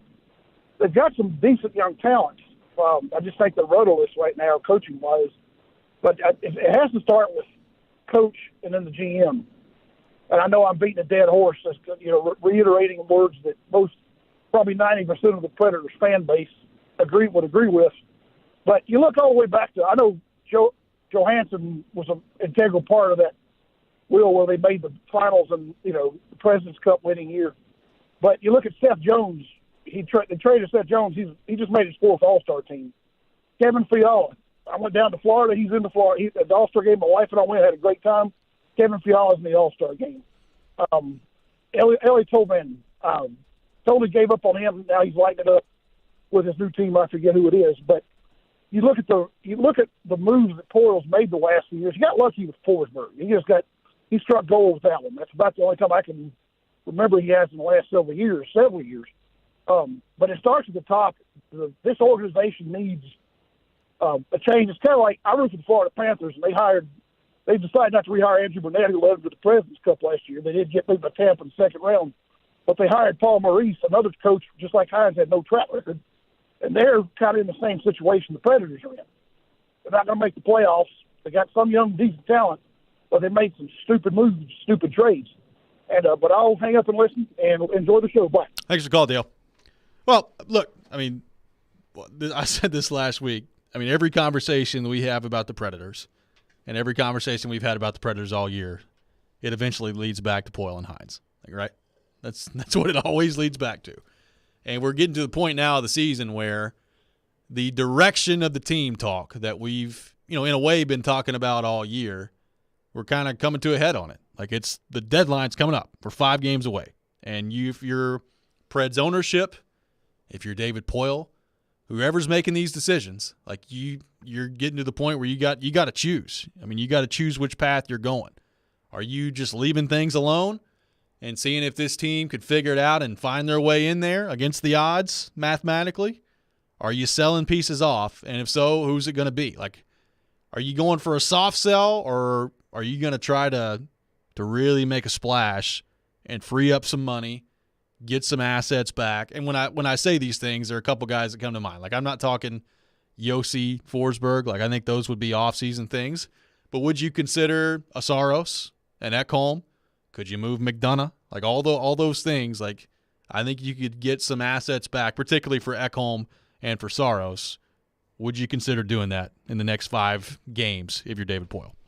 Yeah, and with the Saros, we were talking about this, like with Vingen Friday. It's sort of like, is there a team? Because that seems like, and Vingen was like, it's probably an off-season thing, right? I think so. But is there a team that actually is like, you know what, we're winning the freaking cup with him in there, that actually could make the move and would give you a massive haul? Yeah. I mean, the short answer is probably not. Probably not. I mean, I do think that would be more of an off-season move. Like the one that screams trade deadline right now, if you wanted to shake things up a little bit, is Ekholm. Like, would that be something that you would do? Somebody would give you something for Ekholm. I know he's older, and it's a little bit of a different discussion than it was a couple of years ago because he does have the bigger money that comes with it now. But I still think you could get a decent return for Ekholm. Would that be something that you'd want to do if you're the Predators? What's the return difference between Ekholm and McDonough right now? Well, I don't know. It's a good question. I mean, McDonough, he's got a lot of mileage on his body. He's got cups. He's got rings. Got a couple of cups. I mean, look, I heard Elliot Friedman was on the Midday Show last week. He was on Jeff Merrick podcast, and he's right. You can't find enough left-handed veteran defensemen when it comes to trade deadline time. Like, people are looking for that. McDonough's 33, and he's got a hefty calf hit that comes along with it the next 3 years. Is there going to be a team that's interested in that and they're willing to bite the bullet on the back half of that? I don't know. I can tell you this. Like, Ryan McDonough, when he envisioned coming to the Predators, I know did not envision this. He's not really – I don't think he was very interested in missing the playoffs. Trading deadline fodder? Yeah. So, I don't know. You can McDonough's a very interesting one to me. Yeah. It's a lot of money, but he's also, I think, still a really good player and can help you win. I'd consider it if I'm the Predators. 615-737-1025. We'll continue to take your thoughts on the Predators. What did you make of their play this past weekend, and where should the Predators go from here with only 5 games remaining until the NHL trading deadline. More on that coming up next. This is Robby and Rexrode, 102.5, 106.3, The Game. This is Mikhail Kralin, and this is Nashville. The rebound shoveled in by Mikhail Kralin, and the Predators have tied it up on the power play. This is the flagship of the Nashville Predators radio network, ESPN 1025, The Game. You can trek to the savannas of Africa. Wait on the magic moment on the Great Plains of North America. Or find the thrills of Patagonia. You can book your dream hunt at the SEI Convention, coming to Nashville for the very first time. Come find your adventure February 22nd through February 25th. It's the ultimate sportsman's market, a place for every hunter. And this year, it's happening Music City style, with sold-out performances by Big and Rich and Leonard Skinner. But you can still find your outdoor adventure and rock out with the Frontman with Gretchen Wilson. It's a celebration of the outdoor lifestyle, February 22nd through February 25th. Come find your adventure. Just log on to safariclub.org. One more time, that's safariclub.org. This convention will sell out, so reserve your spot today. Come find your adventure. Over the years, more men have started to seek help for hormonal deficiencies and imbalances, and Dr. Jeffrey Lodge and wife Daphne, along with their experienced staff, give men the treatment required to improve your quality of life, improve your immune system, energy level, cognitive function, and more. There's no better time to achieve a healthy lifestyle. What are you waiting for? Give Cool Springs MD a call today for an appointment at 615-486-3458 or visit our website at coolspringsmd.com. There's nobody on the planet who's as picky when it comes to diamonds as Genesis Diamonds owner Boaz Ramon. I'm very, very selective on the diamond that I pick. Indeed, Boaz will look at 2,000 diamonds on the world market and find maybe 2 or 3 that meet his criteria. What most people don't know, and even jewelers, a diamond has much more than the 4 C's. He has maybe 20 C's. Like the diamond's luster grade or brilliance level, its feathering, its inclusions, its table, its polish, its symmetry, even the diamond's own DNA or X-ray report, which most jewelers don't even know about. I refuse to sell diamonds that don't go through our very, very strict criteria. Which means a Genesis diamond is one she can be proud to wear, with the most sparkle and brilliance and real intrinsic value. This is my goal, to go all over the world and find only the best hand-selected diamond. Genesis Diamonds, setting the highest quality standards in the jewelry business. Green Hills and Cool Springs. Mid-State Sports League spring registration is now open. With 7 different sports to choose from, there is something for every player. Join Nashville's largest sports leagues and register as a free agent or bring your own team. Spring registration is now open for softball, sand volleyball, soccer, kickball, flag football, and basketball. For a full list of adult and youth leagues, check out midstatesports.com. That's midstatesports.com. It's no debate. Play Mid-State.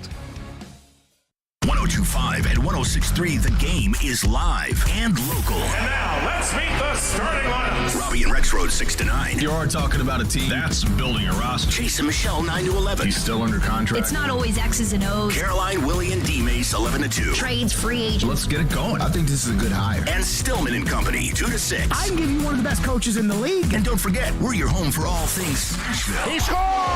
Nashville's best sports talk, 102.5 and 106.3, The Game.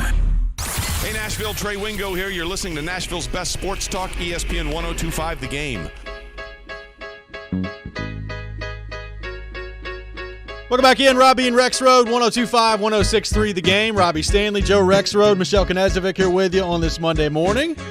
I got some tickets to give away, a pair of tickets before you can buy them to see Depeche Mode on Thursday, October 19th.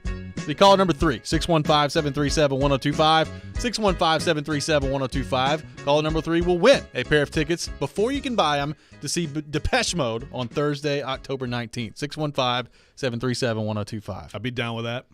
Never seen Depeche Mode. That'd be jamming. Big Depeche Mode fan? I like Depeche Mode. All right. Yeah. I mean, I'm a big fan about that, but they got some songs. All right. All right. Well, October 19th. Enjoy the silence. Enjoy the silence, Robbie. Be ready. 615-737-1025. 1025. We got a lot of your Preds thoughts to get to. We will do that now. Chris in Franklin on the text line says the direction of the team is the trick. This team is built around the style Hines wants to play, so selling just to get more players that play that style is not something that interests me as a fan. Well, I think people make too much of that. Yeah. Well, also, like if you're selling, you're not really worried about style at that point. You're worried about assets. You're getting picks, you're getting maybe prospects. But I mean, yeah, like we don't want a prospect who has scoring potential. I just want a fourth line grinder prospect, please. You know, I mean, well, people would say, Ellie Tolvanen. Oh, I know. There he goes. Blame Cole Smith for everything. He's got 10 goals in 22 games out there in Seattle. Yes, he does. First of all, the team built around the style Hines wants to play. I mean, it's still built around the core that he inherited, isn't it? Yeah, largely. Yeah. So I think a couple of things can be true, right? Let's put ourselves back to when he was hired. Like Peter Laviolette, just from being around it, I mean, you could feel it, like it was falling apart. And Hines came in, and I think both you and I would agree there was almost like a mental retool that had to take place. Like how many times did we hear mental toughness being thrown out there? Like that was the mantra the next year. And then they made roster changes after the bubble and all these different things. Hard to play against. All these different things. And it didn't go well the first part of the COVID year. And from the second half of the COVID year, which we've talked about today with the 27-1 record, until 20-7-1. Yeah, 20-7-1. From the second half of that year to the first half of last year, it was like that's what you're looking for. That's what you wanted it to be if you were David Poile and John Hines. And really from January of 2022 until now, it's just been a lot of meh out there for the Predators. It's 2 steps forward, 2 steps back. Their record is right around 500 from that time, and they've been a very average, middling team for over a calendar year at this point. That's what it's been. Yeah. So, does that have – is it the style? Is it the coaching staff? Is it the core? I mean, my answer is yeah, it's all of it. It just feels like it's gone stale with the Predators over the last year. Progressively, we've gotten to that point. Yeah. And yeah. Yep. It's everything can take on some blame. Nothing should be considered immune to that. Now, again, we don't know how ownership feels. On the Hines question, Kira Perung on Twitter said, I feel like we need to give Hines another chance with a few core pieces moved around and David Poile out of the picture. So as I tweeted, I don't think that is a scenario. Of all the different scenarios that could happen, Poile gone, Hines here, I don't think is realistic. I don't think so either. But the Poile part of this is interesting, right? Like a lot of that comes down to ownership. Like I don't think, like obviously David Poile has been doing this a long time. He wants to win a Stanley Cup. I understand all that. Like does ownership, if they miss the playoffs this year, how much does that change the way ownership is thinking? I mean, the last time we heard from ownership was last summer, and they were fully supportive of David Poile and basically said, we trust David Poile to run the hockey part of things, which is fine. Is that still the way that they feel based off the way that this season has gone? I mean, look, from an ownership standpoint, I'm looking at this team and I'm saying, well, we've spent significant resources. We ponied up. We gave Philip Forsberg the contract. We went out and signed Niederreiter. We gave you the go-ahead to bring in McDonough and the money that comes with that. I mean, we were pretty close to the cap spending-wise this year, and this is what we've got to show for it. Like that would be my approach if I'm ownership of, I don't know, man. We need to reevaluate the way things are going here. I just don't know what their approach is. Like I have no idea how ownership feels about the way things have gone to this point. Because the building still is full and people still are showing up and it is still a good atmosphere. But I also think you run the risk, like if the Predators get through the rest of this season and they don't make the playoffs and it's Hines and Poile again next year, like I think you're alienating a lot of the fan base if that takes place. And at what point does that show up in the pocketbook? I have no idea. Yeah. So, look, the people who – and it's funny because, it was just a couple weeks ago. I know I wrote Comedy Athletic basically like how could you as a Preds fan, be rooting against your team? I mean, at that point, whenever it was, there was more hope with this team. But I do understand the idea when you get to where we are right now, the idea of if they make the playoffs and they squeak in, it's just like you squeaked in and you got hammered the first round, then that increases the possibility that it's just status quo. Right. So I get the fear there. Remember, now this is the thing. I don't think they're going to do it at all. But 20-7-1 from 2 years ago, see, if they made a run like that, then you'd feel differently about the team. You would have seen a third of a season of the kind of hockey you were hoping to see this year. Again, I don't think it's going to happen, but it's when you go through a situation like this, your perception does change because the actual hockey is better. No question. But I also think, like, that's why I'm already out. Like, if the Predators win the next 4 games, there's a chance that they could mathematically be in a way better spot. Well, I mean, they would be. Mathematically, they'll be in a better spot than they're in right now. Now, Bally Sports put this up yesterday. In terms of strength of schedule coming down the stretch, I think the Predators are at 17th, Calgary's at 3, and Minnesota's like at 6 or something like that. So they've got easier schedules than the Predators do coming down the stretch. That doesn't a lot of that is the very immediate stretch for the Preds. Exactly. Yeah, I mean, the very immediate stretch is the easiest part of their schedule coming up, and then it gets interesting if you're the Predators after that. But to me, like, this is just me. I've seen enough. Like, we're over 50 games of sample size where, like, this team just is what it is. I think it's time to sell. But does David Poile, has he gotten there? That's the question. My 2 main questions today are, has David Poile gotten to the point where he is saying that it's time to sell, and how does ownership feel about the way things are going right now? I don't know the answer to either one of those questions, but right now those 2 questions define to me where this goes from here, or those 2 questions. Yeah, no, and we can ask him. I mean, we could ask him both tomorrow. We could. Yeah, look, ownership lately, and I agree. Yeah, I agree that this is what they're. I mean, of course. I mean, this is basic. But again, I thought it was a totally different team 2 years ago at the end of the season, and I think that the playoff series with Carolina demonstrated that. To your point, you said it earlier. You're also 2 years older now, and it's not the same situation. I'm just saying there's enough hockey left to still change the perception. The problem is David Poile has to make a decision really soon. Well, and then, quite frankly, some of you are so blinded by the Hines thing that you can't reason logically here. Like, we got a text that says, stop making excuses for Hines, which, yeah, that's what we've been doing all day. He did not get this team from the previous coaching staff. This was his team that's so inconsistent this season. The majority of this team is why he brought it, what he brought in after he took over, which is not true, first off. Secondly, the team has shown that it can play when they want to. There's nothing wrong with the players. They showed that on Saturday. It's the energy that Hines does not put out to get the team fired up. Oh, my God. There's nothing wrong with the players. How in the world could you watch this core do what they've done the last 5 years, which is just middle around, right in the middle, and think that there's nothing wrong with the players? Like, I just, for the life of me, cannot understand that. So, again, when they have a good game, that proves that they're great and that they've been fine.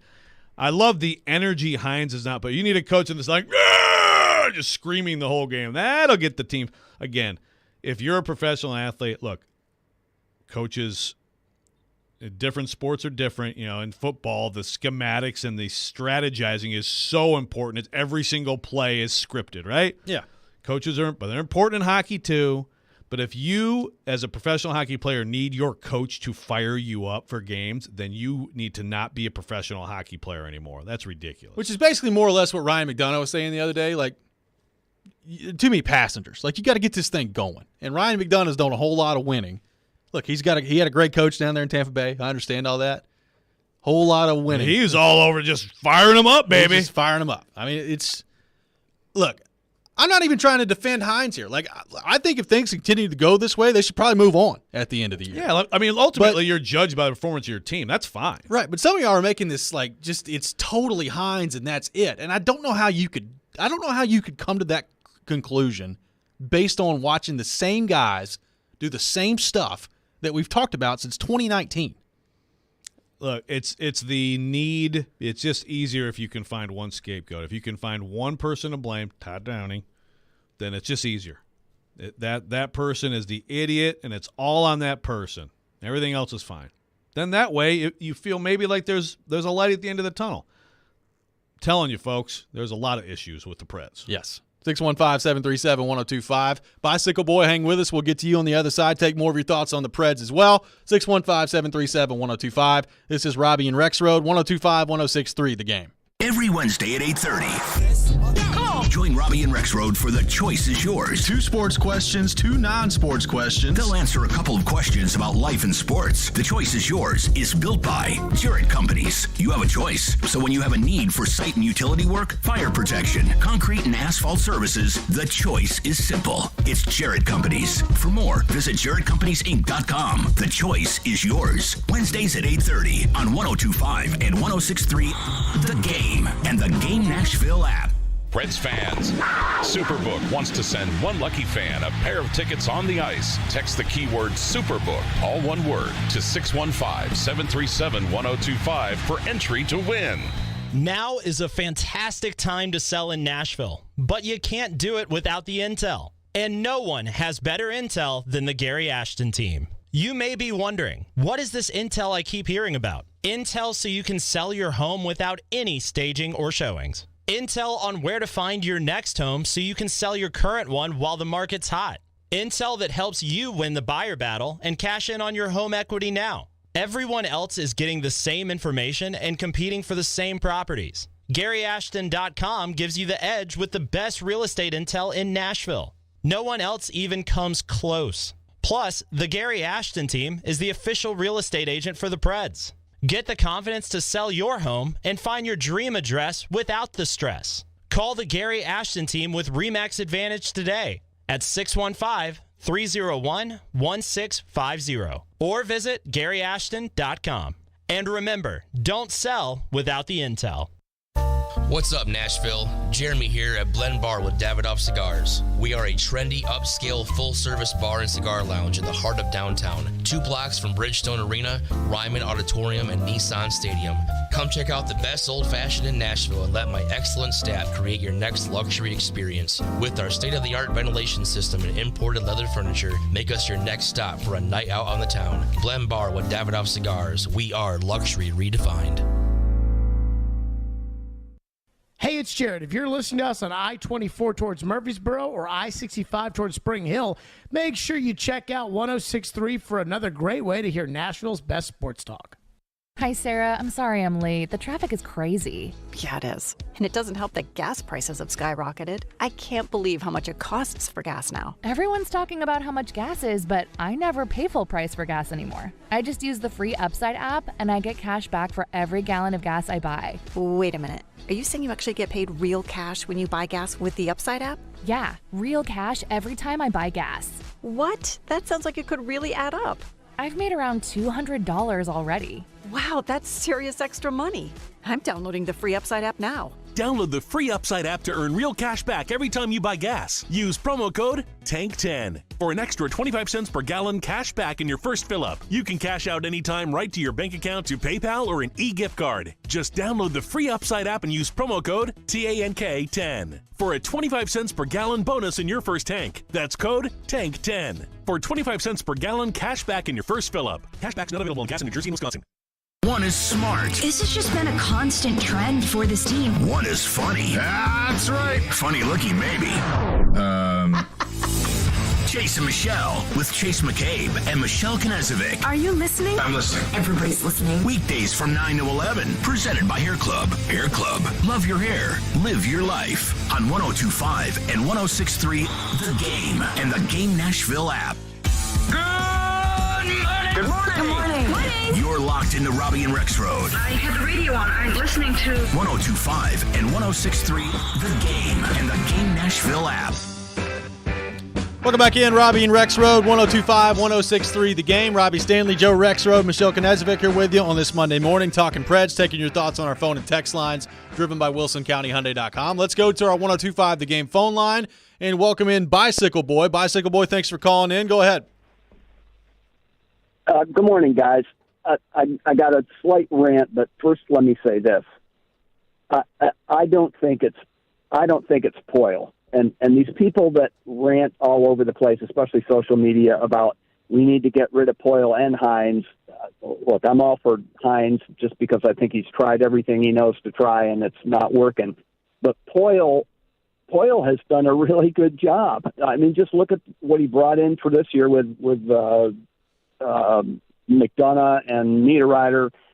I mean, what do they expect the GM to do? He can't go out and trade for Alex Ovechkin or Connor McDavid, they're just clueless. And then he's got to deal with the salary cap, and he's got the only criticism of Poyle that maybe holds a little water is he's given out some long-term contracts. But imagine the fan base reaction if we hadn't been able to sign Forsberg. I mean, they'd have been jumping off the pedestrian bridge. So that's my rant. I'd say let Hines go, let Heino take over for the rest of the season and see if he can make any difference. Hey, thanks for the call.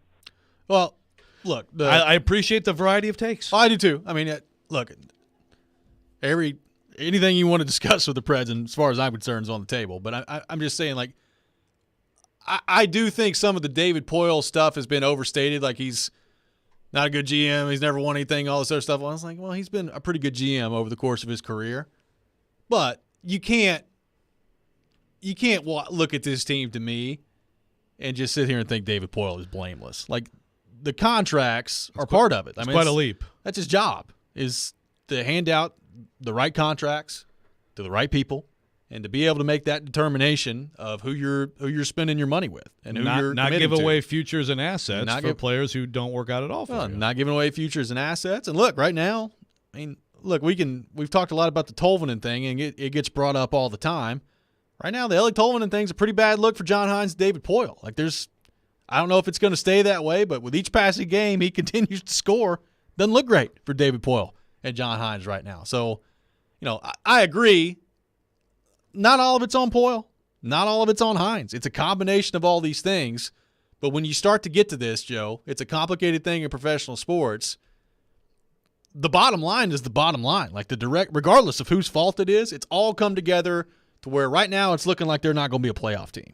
And with the money that they've spent, the resources that they've allocated, and the expectations for this team coming into the year, like, that should not be acceptable for this team to not make the playoffs. And when you factor in the backstory of all of it, they've just been one and done since 2019.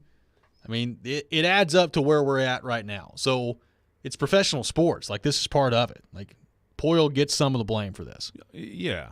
No, I mean, look, I hear what Bicycle Boy's saying in terms of like the signings. I thought those were good signings last summer. So then you add that to this, you're like, okay, that's why we all picked them to be good this year. But well, by the way, they've turned out to be okay. Like, Niederreiter's been good. Yeah, those McDonough's been good. Specific signings. Yeah, exactly.